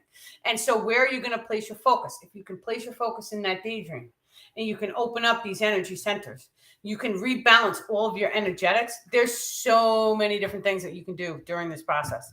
And so, but it's a process. And so you may get it, and then all of a sudden you can't get it for like 3 or 4 weeks. And then you have to start by making the intention. Okay, I know how to do it. This lady told me how to do it. I have to make the time to just try and get into that zone of focus and hold something blissful. And so my blissful thing that I do, because it's visual, so I can put it's, his name is crazy, but his name is Little Dicky, and he sings an earth song. And I really like to watch it because he's a little character who swims around with fish and all sorts of things. And the whole song is like, I love the earth. Like, that's the lyrics. So it's very positive and uplifting. And so if you can listen to that song, it'll ground you into Mother Earth. It will connect you. That song also has light language encoded into it. And so think about the way it makes you feel. Now, we've also been taught, the Star People Stepping Forward saying, we've been taught that for light linguistics, you need a channeler or a particular individual to bring the information out to people. That's not always true. And so we take a piece of art, like a piece of music. How does it make you feel?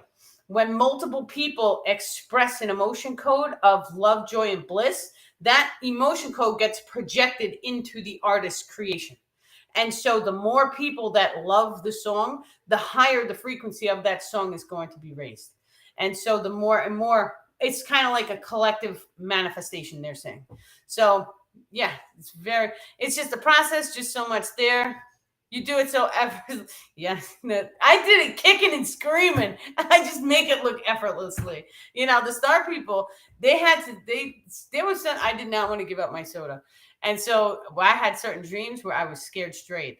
And so sometimes they scared the living life out of me to get me to, okay, it's time, right? You're waiting way too long. Get rid of it. And so it looks easy. It's not.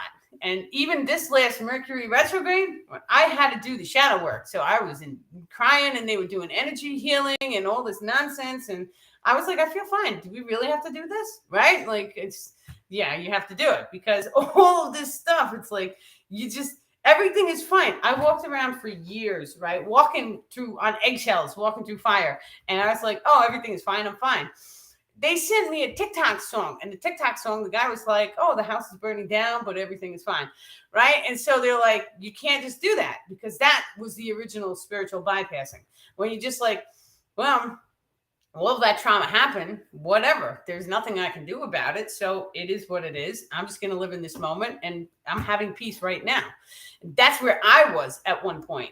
And so they were like, but you can't do that. You have to unpack it all and see how it makes you feel. Are you holding any emotions to any of that nonsense? Yeah, of course. And so those emotions that you're holding on to, it changes who you are in the now moment. And so it's ugly. It's like ugly crying, right? No one wants to do it. You don't want to unpack all this nonsense that you've been through. And not only that, think about the way time space goes, because how many seconds do we have in one day? Each one of those seconds, how many traumas can we possibly experience in one day? I've had some days where it was like trauma from the second I wake up to the second I go to bed. And so every single teeny tiny trauma, it all had to come up. It all had to be healed. Now, there's certain ways that you can unload just by feeling the body, or you can pull it out of your energetic grids, right? So you don't actually have to remember any of it. And so that's amazing, because if you can feel it in your body, you can pull it out and you can trash bin it, or there's so many things that you can do to release. And so that's it. But sometimes if the emotion is too strong, you have to tug at the memory, because you have to go into the memory and recode it. And so many times people feel like you have to heal the memory. Yes, but the way you heal the memory is by, okay, who was that person who walked through the memory. That was my younger self. So take your younger self, and you have to have compassion for the younger self, because holding a new emotion code is going to allow the younger self to heal. Hold on one second. Someone is FaceTiming my phone. Okay. Okay. Okay, excellent. Does anybody have any more questions? Yeah. Oh, yeah, we always have stuff to unload. We definitely do.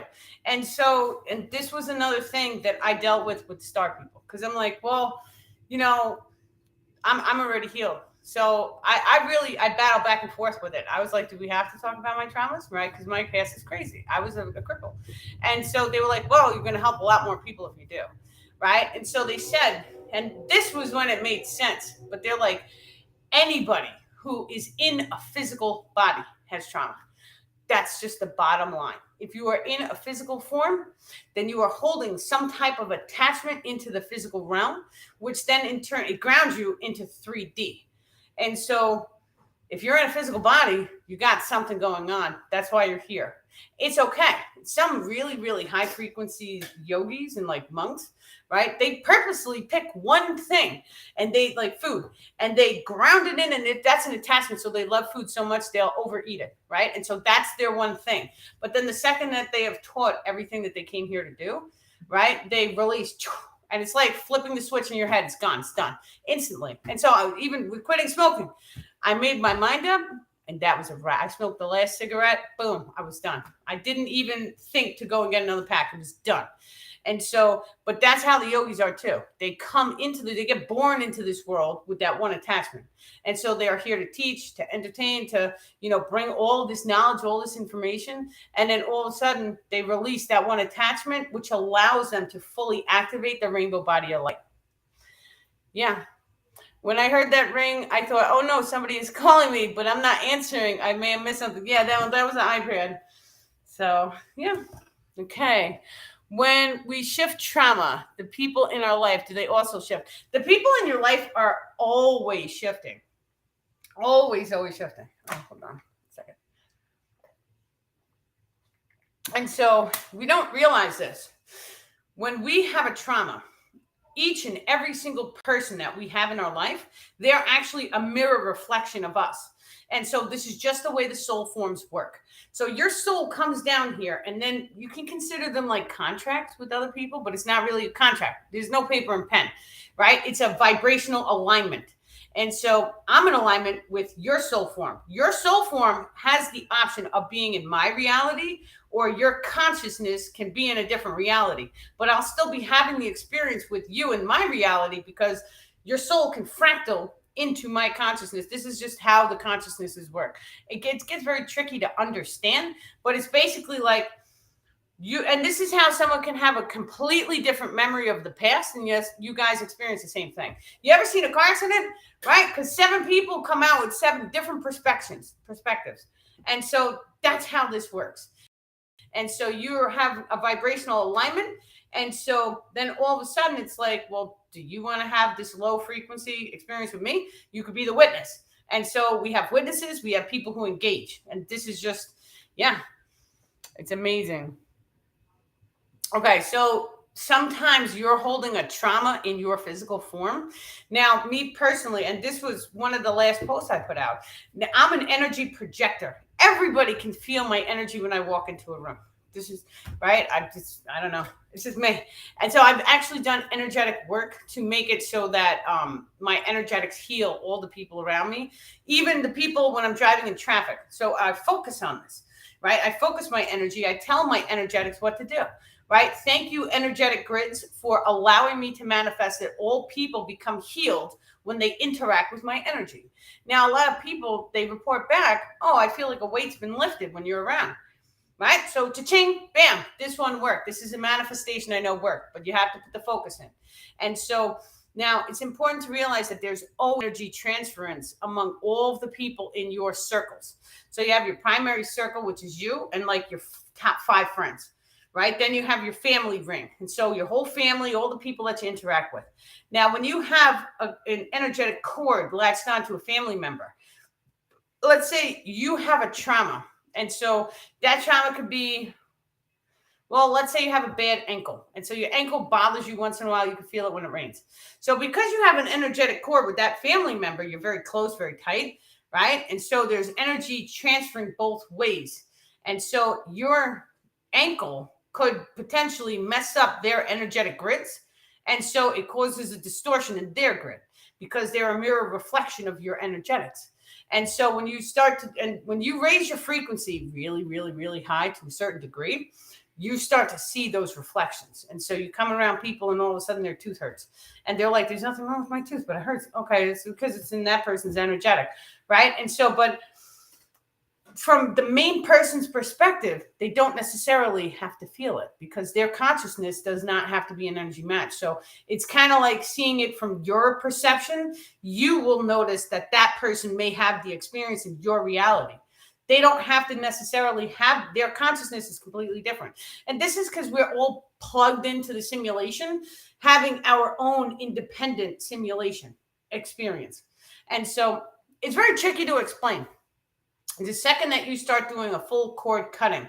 Now, I personally, I've done cord cuttings where I've taken my crystal, right? I waved it over my entire body. And I'm like, I cut all the energetic cords between me and all of the people in this world, all of them, everyone. That did not work. And so I know when the cord cuttings work because people who have not contacted me for months and months, the second that the star people come in and they do an energetic cord cutting with me, then all of a sudden those people, they start to call me the very next day. And I'm like, oh, okay. The star people said that they call me the next day because their higher self wants to put that energetic cord back because they were feeding off my energetic grids. And so that's just, it is what it is. This is how sunflowers work as well. When it's not sunny out, the sunflowers face each other and they send light ions, which are energetics. So they send the light ions to keep each other healthy.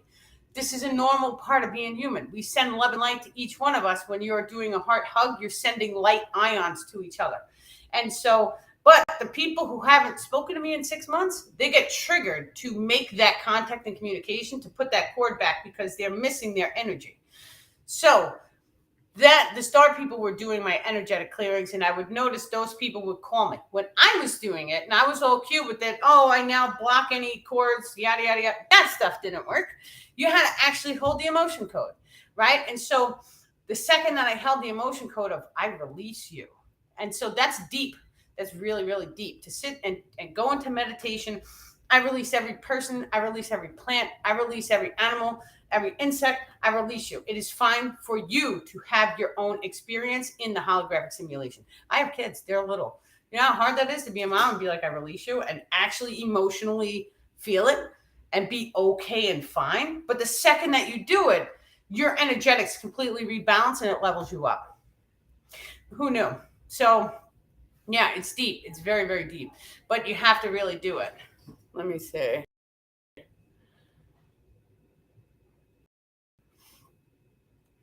It's something. Sometimes I touch the chat box and it puts like a blank over it. So I can't see. I'm using the Restream app. So sorry. Your whole thing is like, look, I just did it again. When you and the star people cleared me, I had someone reach out before my session was over. Yeah, that's the energetic cords. They do it. And like anyone who's ever had a session with me and had the energetic work done, it's deep. It's the energetic cords. They all get cut. The star people go in and they do that with technology. And so at this point, I've seen it so many times that I know. Right. And so it makes it work as a manifestation. It makes it work even stronger. But I've seen life-changing effects happen during my sessions with people. And so the one lady, they told her to bend spoons. Like, do you know, like, you have to have complete trust in the star people to walk around and tell someone the aliens just told you to try and bend a spoon. She bent 5 of them. I couldn't believe it. I was like, yes, like that's so amazing. But there's been other people and they've told them to like change the weather, and now they're changing the weather or change a vortex. Like so many people have had the experiences. And so many people have had the experiences where the aliens have showed up in their bed, not aliens, the extraterrestrials have showed up in their bedrooms at that night when they were meditating, and they did energetic clearings and stuff on them. Now, not only that, But the star people want each and every one of you guys to start making contact and communication yourself. They do not want channels permanently. They do not want you to have one person telling you all the information. It's nonsense. They want you guys to go into meditation, make contact and communication with them. And so that little voice inside your mind, if it's positive, it can be the star people, or it can even be your own star family. It is an option for your own star family to pick you up. And so some people who have just, you have to make contact with them, but it's possible, right? And so anything is possible. Anything is possible. We are here as Starseeds. We have our star families watching us 24/7. And so if you guys want, you can make contact communication and arrange a vacation, right? Who knows? Anything is possible. We can manifest anything, because I just want each and every one of you guys to know that this entire physical reality is light waves, right? It's a frequency. Our thoughts can control the physical matter. So any experience that we want to manifest, we can manifest for ourselves. And so that even includes going into space. A week before, no, well, I can't say that. I don't want to get blocked. But I did a big manifestation on accident once. I was so dead serious. I was like, I need everyone in the world to be home so that I would have people to hang out with me. A week later, the entire world was shutting down and everyone was home. I could not believe it. I could not believe that had come true. And so, but I did another one where I was like, oh, the checks are in the mail. Now, all of a sudden, I had checks coming in the mail. I never had any checks. All my things were direct deposit, but now I had checks coming in the mail. And so when you start to unlock these abilities, you can manifest wonderful things, right? And so going to space is only one of them, because when you realize that you are space, you are the entire hologram. Everything that you see, everything that you manifest is coming from your frequency. So the most important thing that you can do is be happy and love one another and be kind to people and give stuff away, give everything away. That's why I started the crystal program, which we had so many crystals come in. We need more people to get the packages so I can mail all of these out to you. So I make big boxes and I jam pack them full of crystals and I mail them out. I still have a couple more to mail. But yeah, my sessions can be bought at or purchased at daniellelipton.com. And so I do offer healing sessions. So if you think or you feel like some healing is going to come out, if you need to release, just get the healing session. We'll work through it. A lot of times it's a lot of the same information, but the ascension sessions are always what you guys need to reach the next level during your process. So a lot of times people will book a session if they're like stuck, like say they don't know what to do. And then all of a sudden the star people will give them the exact information to take it to the next degree or level they're saying. And so, yeah. How does a human being get around such behavior? Crystals, love? What do you mean? How do you get around what such behavior? Like loving the crystals? I thought it was crazy. When I was very physically focused, I was still chugging my 2-liter Diet Pepsi. And I kept having this thought in my mind. We're not using the crystals correctly. And so I had a crystal hanging from the rear view mirror in my car. And so, I mean, it took them like 20 times of saying that to me before I was like, whatever, I'll walk to the car.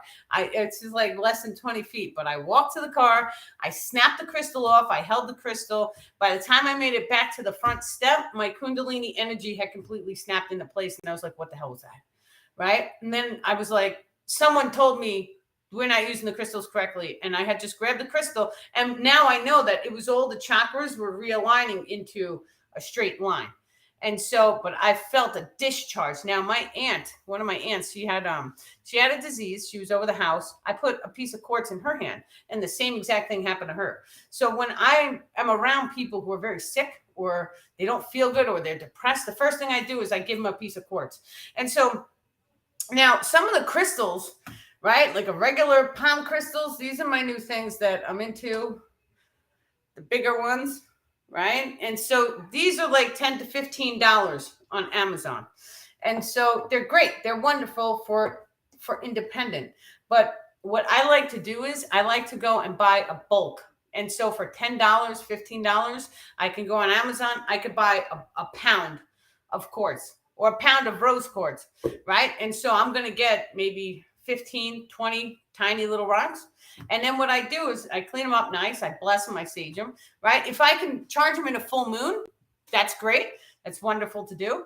And so, but I'll walk around with crystals, and then I'm a giver, right? So if I see like the homeless person, I'm giving him a crystal, because a crystal, now I know it's going to discharge his energetics. Maybe that crystal being in his pocket, and you just, it's not a lie. Hey, it's a lucky rock, right? Just say thank you every time you see it. It'll bless you, right? Or hey, it's good luck. It's like a rabbit's foot. Who knows? Tell them something pretty, right? And so they're not spiritually focused yet. They don't realize, well, we know it's going to work. So just give it to them anyway. Now, it could snap all his chakras back into alignment. It could heal whatever the root cause was. It will manifest a healing for him. And so now, specifically, being light workers, star seeds, we know that we're capable of programming crystals. So get up, instead of buying one crystal in a crystal shop, Amazon a whole pound. Program them. Spend a little time, even if it's 5 minutes a day, making that relationship with the crystal and really loving them, really casting as much love and light onto them. When you cast love and light, you have to love them in your heart. So a lot of times I will take each individual crystal, and this is time consuming, but I put it up to my heart. I close my eyes and I feel joy. I feel thankfulness. I fire off all of these emotions of, I love you. Thank you for being with me. Now, not only that, I've been telling you guys too, one of the crystals with the terminations, which means it has multiple sides, right? Quartz can hold memory. And so there's a reason every single live I'm holding this crystal. And so this one crystal has all of my lives. All of that information gets downloaded into the crystal. There is going to come a point in humanity's future in which we have the high technology with the civilization, with everyday people are going to have high technology, where we could take this crystal, we could put it into the computer, we could see the entire history of the crystal. Where were you? What's your experiences? What are your memories? And so we can pull all this information out. We're using crystals in the computers right now as memory chips. Right? It's just the technology is programming the crystal. Well, what if we don't need the technology? What if we could talk to it? What if we can thank it? What if we can hold it during a live, and then all of this live, all of these videos, right? And then you see some people who put lives up, and David Wolf, he was like the blender guy, the super blender guy, superfoods, whatever. And so he made a comment. He was like, 20 years of his videos just got flushed off of YouTube. And so how nice would it be to have a crystal, and the crystal stores all the information? This is what the crystal skulls are about, because their consciousness was projected into the stone. How do you project your consciousness into the stone?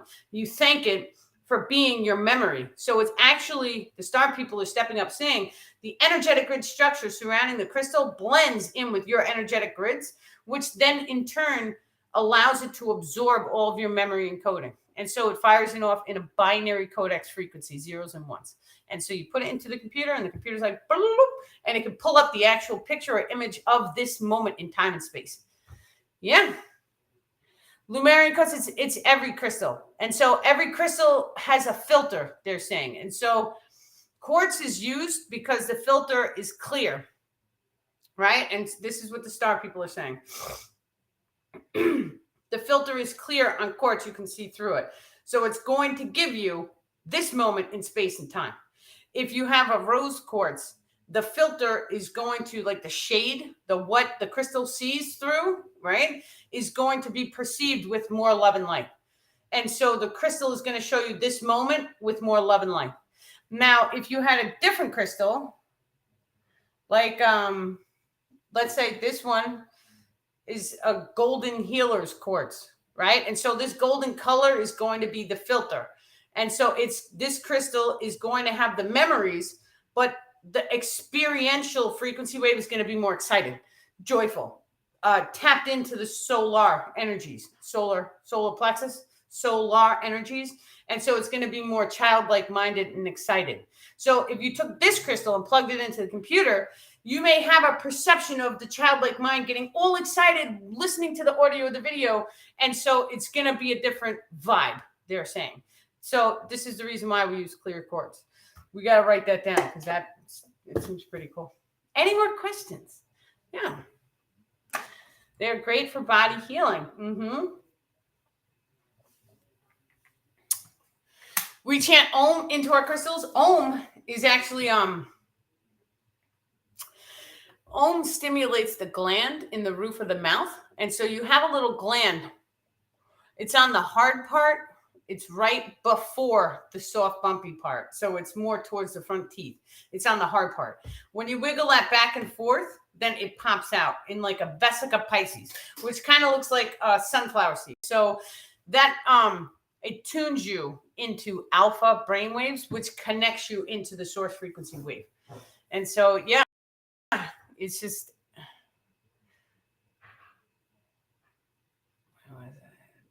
Ever charge a crystal in the sun? Absolutely. Okay, that's where I was. The ohm. See, you can always tell too, because I usually take monoatomic gold. And so monoatomic gold, it increases your thought grid times 1,000. Now, it's going on a month and I haven't ordered any. I don't know what the hell I'm thinking, because there's been so many times that like the download comes through as like a whoosh. And so I get all the information and then I distribute the information. A lot of times now I'm not having the monoatomic gold. It's been over a month. Now all of a sudden I'm starting to get trailed off. And so what are you going to do, right? You guys will see, because the second I get the monoatomic gold, I'm going to put it in the next video and I'm going to be like, now I'm on the gold. So now you guys can see the difference and you can see how the gold actually works for you. I use a brand called Energold. And so they sell it on Amazon. And what gold does is it's a white powder material, Energold. ENER gold, GOLD.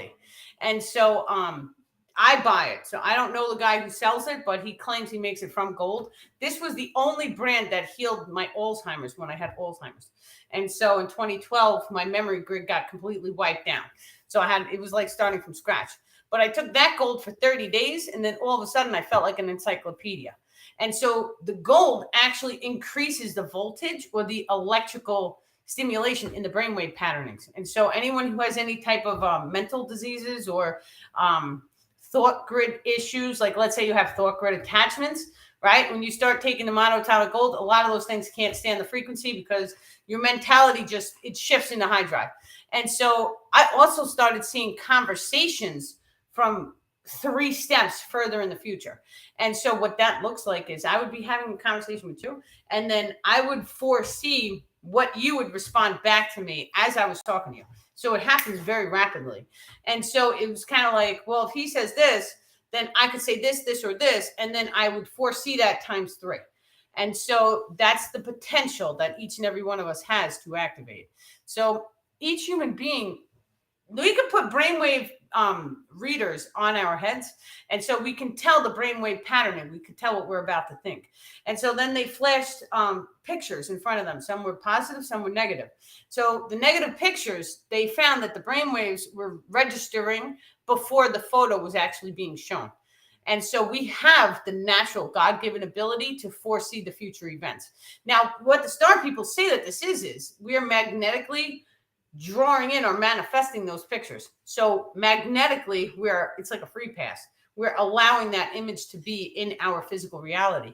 The higher your biological frequency gets raised, your magnetism will shift, and it may only allow for positive experiences to come.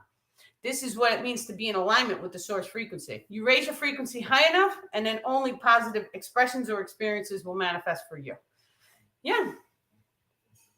Osa, thank you. I know you got to go. Actually, I'm going to log off too because it's coming about 2 hours. So how do you use monoatomic gold? And so I have a baby spoon, right? And so I just put a little drop and then I put it under my tongue and I let it soak in. Tiny, tiny amount. But then I do that in the morning and I do it at night. Now, the bottle is like $75, I think, maybe 80 with the shipping, but it's tiny. It's like this big. It's a tiny little tube. And this one was $250, this size bottle, Energold. And so I have my piece of moldavite in there. And so, yeah, that one, and then that one lasts forever though. You can get 3 months out of that bottle. And I actually feel like that bottle, the $250, I feel like he puts more in that one than the small one. So it's a better value. But that's the one I get. And then I use it. And then, but I also, I'm a firm believer in, use it and then chill out and see if you could frequency match it without using it, right? And so even with certain crystals. And so I have a piece of orgonite. Let me see if I can get it out real quick. I wore this for 3 to 4 years, this one. And so the back, you can see a little spiral, little crystals. right? And I wore this, and then there was one time when I got triggered and I didn't have it on. And I felt like my emotion grid had gotten pulsed, except it was like a complete reversal with the other person I was with. And so that piece of technology, because now I have more respect for it, because now I actually know what it's capable of doing. But I was thanking it all the time. Thank you for protecting me. And so, how do we manifest into the physical reality? We manifest through our emotions and our thoughts combined. So, if your emotions are all over the place, that your emotions are going to manifest lower frequency expressions into your physical reality. That thing is calming down your emotions and it's keeping you chill, and the emotions, nothing really bothers you. That's wonderful for once in a while. But so the second that you take it off, now all of a sudden you have to know how you can contain your emotions without utilizing a tool. And so I do the same thing with the monoatomic gold. I use it and then I chill and I see how I feel. Do I need to take it again? Plus, actually, I bought Shilajit, which I never took. I took it like 2 or 3 times. It was very sticky, very tarish, and like I just didn't want to touch it. But I should actually try that one and see. Shilajit is actually made up of the monoatomic minerals as well. And so that one's found up in the mountains. And so it's got a large base mineral content. And so the monoatomic elements, I want you guys to realize the periodic table of elements that we are shown in school is flat. It's 2-dimensional. And so I want you to imagine that periodic table, you can push it so it's 3D. That's including the monoatomic elements. Monoatomic elements can change. So monoatomic gold, they're taking gold and they're doing a chemical transmutation and changing it into a white powder. And so, right? So who knew that we can change gold? Now there's some proof, scientifically speaking, that they can take beer bottles and they can break up the glass and microwave it and turn that into gold. They've also said that they could take beach sand and change that into gold. So if these people are able to pull gold, why are we spending all this money on gold?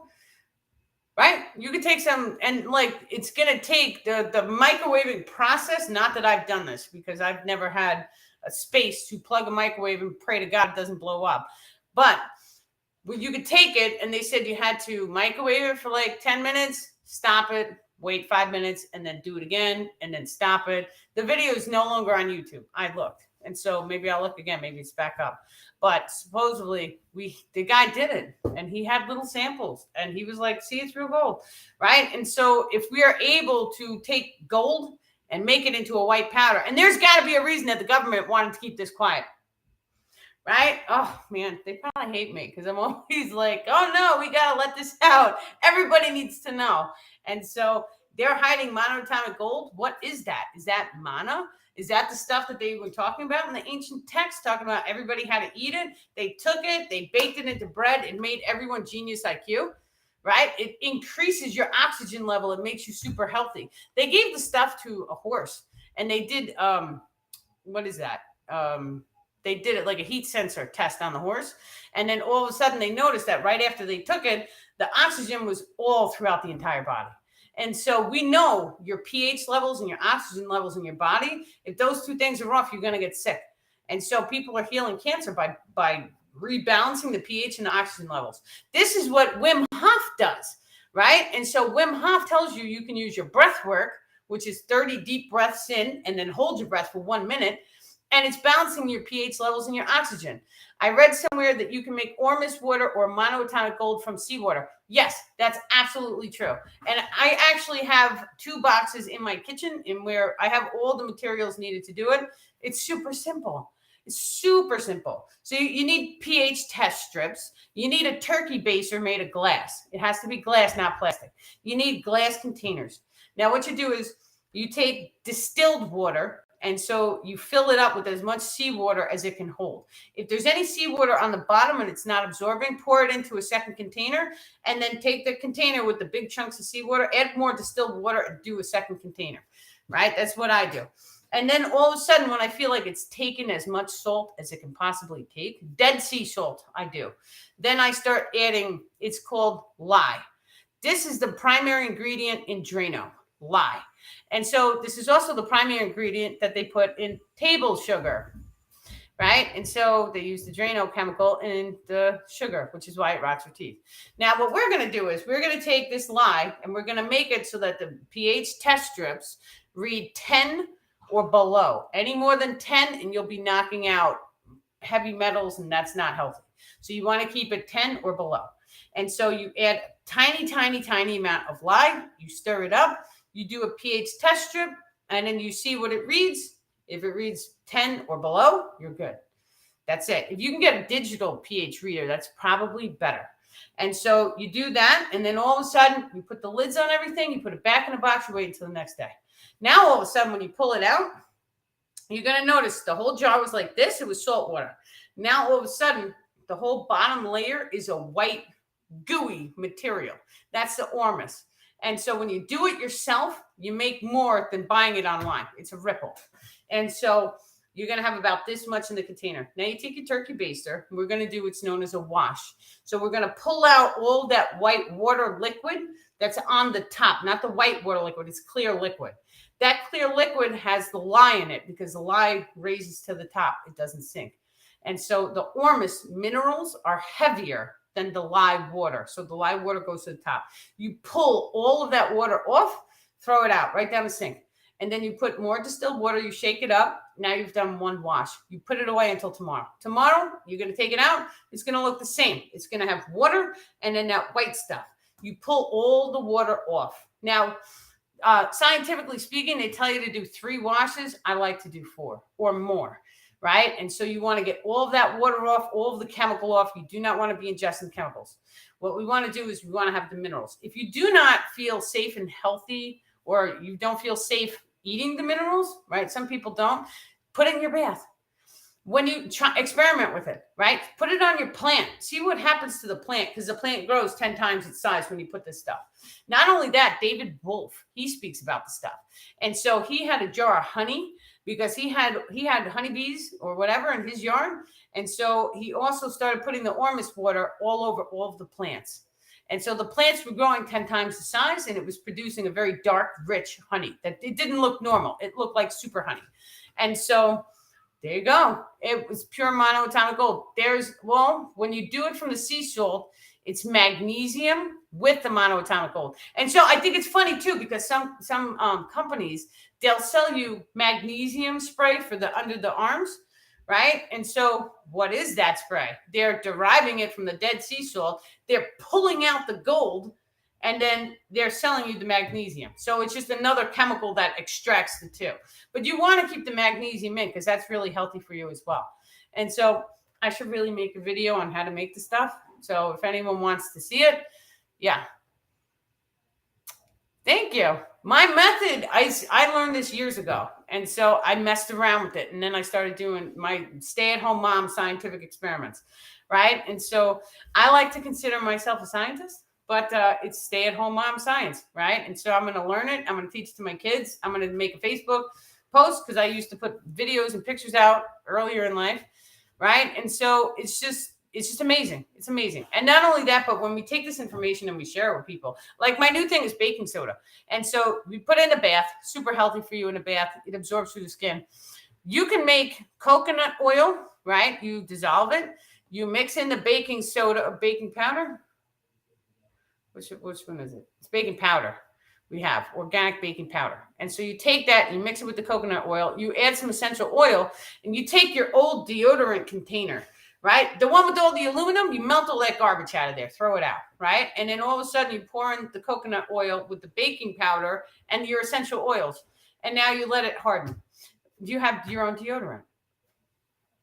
Why the hell are we paying $12 for deodorant if it's only baking powder and coconut oil, which is like $5, right? And some essential oil, it makes no sense. And so even your laundry soap, right? And so you have to realize that your clothing, they're adding polyester into everything, which generates a lower frequency. And so the clothing is the next thing. Like it's on my to-do list too. And what I want to change out of Adidas brand. And so it's not in alignment anymore, especially with all the political nonsense happening with them. So, but the fabric, right? If you can get your hands on clean, pure, 100% cotton, it's a higher frequency.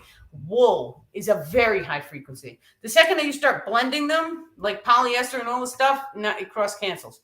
So just be aware, because if you can start, now this was a thing that the star people actually have me doing in my meditations. It's very, in your birthday suit. And so it's embarrassing because I'm not like a birthday suit type of person, but the energetics, it feels totally different. Like when you give it time, you have to adjust and get used to being under a blanket in your birthday suit. But then when you start doing it, you realize that you can work your energy much better because you're feeling differently compared to when you have clothing on you. It's very restrictive. This is the reason why the Egyptians were always half naked. And so, yeah, you make your own toothpaste like that. Yes, baking soda and peroxide. And so they even tell us right on the toothpaste, it has baking soda. That's like the primary ingredient is supposed to be baking soda.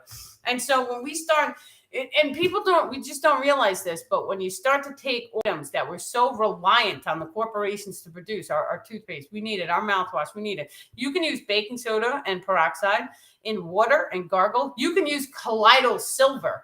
And so there are people with 100% cotton, not to cut myself off, but it's the organic hippie movement. And so they're starting to sell 100% cotton material clothing.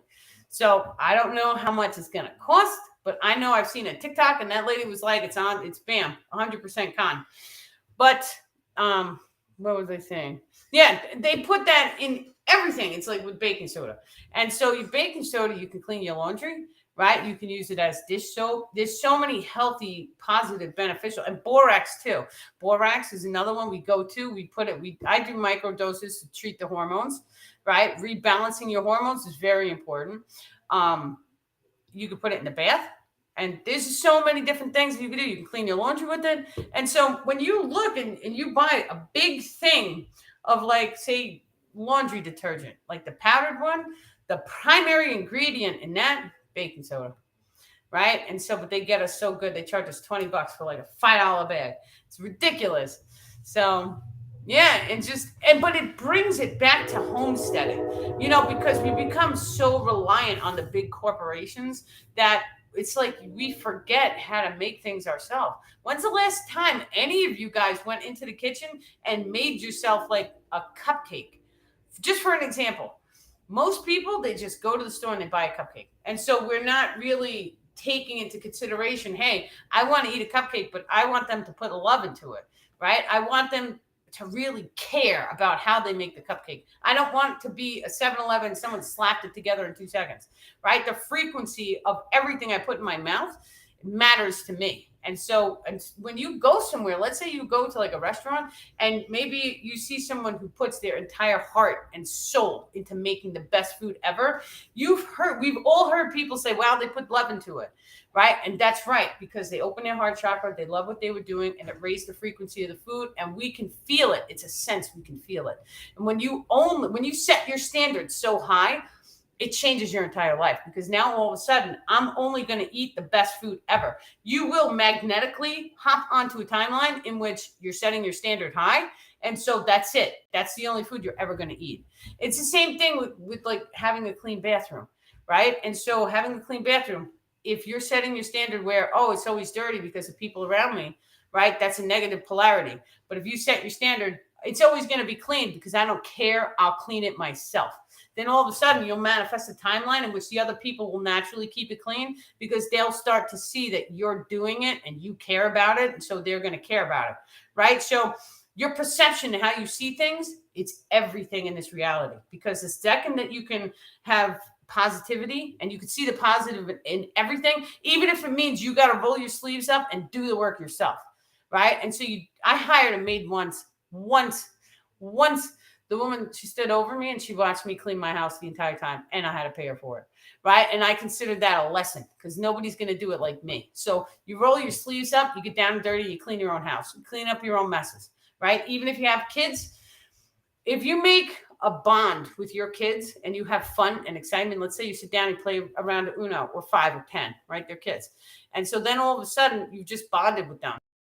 They're going to want to help you to clean. You don't even have to ask them. You just have to start cleaning. And so my kids, they get up right away and they help me. They see me, right? And so each and every one of us, Siri keeps interrupting. I shouldn't say her name. Siri keeps interrupting Instagram. Sorry, guys. Yes, welcome. The Armored Hammer has metals. Yeah, and that aluminum, it gets some people good. Oh, and once again, going back to that trigger button in my head, I used to love aluminum cans. And so even after I had switched out of the soda, now I'm starting with the juices and all that stuff. Well, this is before I got rid of caffeine, but they had an aluminum can of some healthy organic iced tea. And so I was like, oh my God, I love it just because it's in an aluminum can. So there has to be something with the aluminum that triggers, a happy-go-lucky response, something, because it was very, it cut me out. I wonder what I was saying. It's crazy. Yeah, just watch the aluminum, because if it's something that I'm being pulled to and it's like, I gotta have it, like what is it doing to your hormones and the triggers, right? It has to be triggering dopamine levels or something.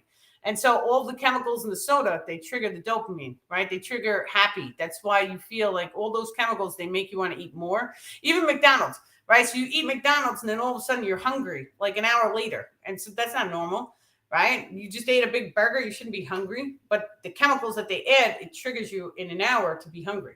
And so when you ingest certain foods, if you pay attention, I pay attention. I'm like hyper aware of the situation because I'm aware of how I work. And so each and every one of us too, this is another thing. We each need to become hyper aware of how we work. And so spend enough time with yourself and figure out how you work, because the way you guys work is different than me, And so when you figure out how you work, then all of a sudden you can figure out how you work to be your best self. What is the word? Perception? The best perception of yourself. Right? Put yourself on the best timeline that you can possibly be.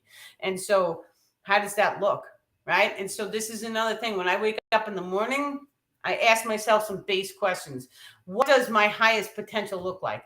And so my highest potential, does she sit behind a computer? Does she work? Does she talk to people? What does she do? Right? Does she exercise? What does she eat? How is she happy? What does she do to be happy? All these questions we each have to ask ourselves. And so what are some areas or aspects that you can fine tune, that you can change your personality? Let's say there's something you don't like. Do you throw your socks around? I throw my socks around. I throw them all in a pile on the floor. Is that what my highest potential would do? Probably not, right? She would probably go out. She would get a little tiny hamper and she would put a hamper and she would do basketballs and get it in, right? And so, but play around with the idea. What does your highest potential look like for you? And make a list. And then each day, try and copy the behavior patterns of your highest potential. This is an automatic game changer, because if you can sit down and you could write down behavior patterns that your highest potential would do and just copy it, right? Just every single day, look at that list. Okay, these are now going to become my behavior patterns. And so I've embodied the dark patterns where you get so miserable, sad, and depressed, you don't want to leave your bed. We've all done that one point or the other. You eat a pint of Ben & Jerry's, right? That's what the TV tells us to do. Did that make us feel better? No. Now, what are some positive things that we can do to change our lives? And so you make a list, you write that down. And then even if you don't feel like doing it, right, you only have to do a couple of them on the list. Because in time, you'll raise your frequency enough that you'll be doing all of them, and then you'll be adding more things to your list. And so this is the secret, right? And then not only that, but you can take this process and you can do it for anything in your life. So I have a book of traumas, right? And so I sit down with the book of traumas and I read the trauma. Okay, this was my one trauma. And then how does it make me feel? Do I feel tense or tight in any places in my body? Yes. Okay, so then I'm going to pull that tenseness, that energy, I'm going to pull it out. Garbage cannon, right? It's out of here. You're no longer welcome. Love and light my area. I'm healing myself, right? And then all of a sudden you take it to another level. Is there anything else I can be doing? Is there any behavior patterns? And so your behavior patterns you look at. Is there any toxic behaviors that I'm doing that is not healthy? Caffeine, right? Nicotine, soda, those are all toxic behavior patterns. Is it, we know as a collective, we all can collectively agree that drinking soda is not healthy. So make a list of your toxic behavior patterns. Now you can go inside yourself. You can ask, you can make conversation with the higher self. You can make conversation with the star people. Why do I have this behavior pattern? Many times drinking and the items that you drink are correlate to fears, which are held in the orange chakra, your sacral. And so that's where your fear. If you've ever had a tattoo done, most people have to go to the potty and urinate right before the tattoo. That's a fear. Your fears control the kidneys, the urinary tract, it's all connected. And so when you know this, then have a look. Okay, so why am I drawn to drinking all this soda, which is dehydrating my system? And so I was drinking 2 liters. So I was always in the bathroom, always urinating. It's fear, right? And so when you start to heal that chakra system, then your behavior patterns change. So knowing your behavior patterns and seeing which ones are not in the best potential for you is of high value, because that's going to allow you to see where your distortions are, which is going to allow you to start to place focus. Now, each behavior pattern, there has to be a way to Google, or not Google, use DuckDuckGo. Google is monitoring and all that stuff. You don't get straight answers from Google, I feel.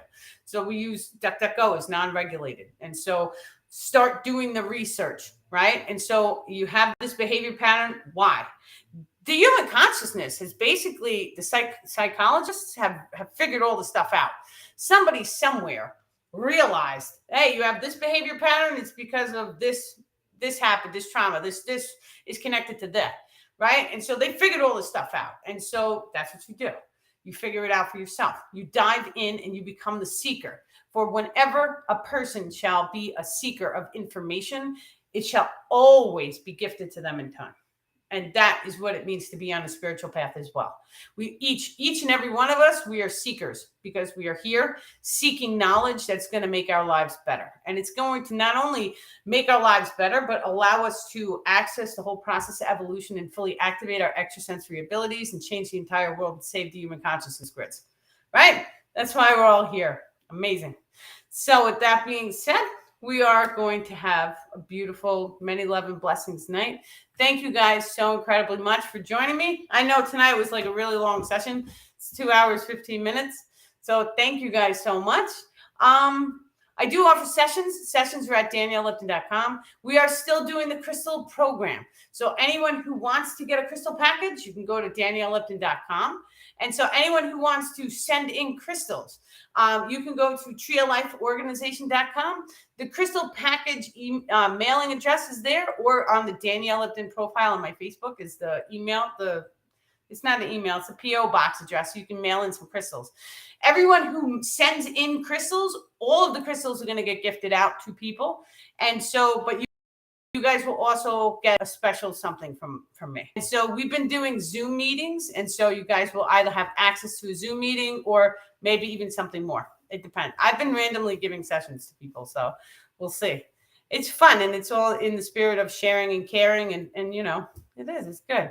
So what else do we have? The crystal package, the sessions. Oh, Star People group on Facebook. And so that's where I've been posting out all of my material. So just in case anything gets censored or yada, yada, right? Star People group, I can still post out to. So yes, thank you for coming. Thank you guys so much for coming. I mean, it's so much information. It is so much information. I want to say in each and every, if you put all the videos together, it's just like a tiny little slither of all the information that I've gone through and that I've learned. And so remember, I had to walk the walk, because during the process of healing myself is me asking questions and being the seeker and asking why, right? And so I asked the Star People, why did this happen? Why did those people have an argument, right? And so everything I witness, everything I see, I ask questions, I ask why. And so all of those questions and seeking that knowledge, it turns into these amazing posts.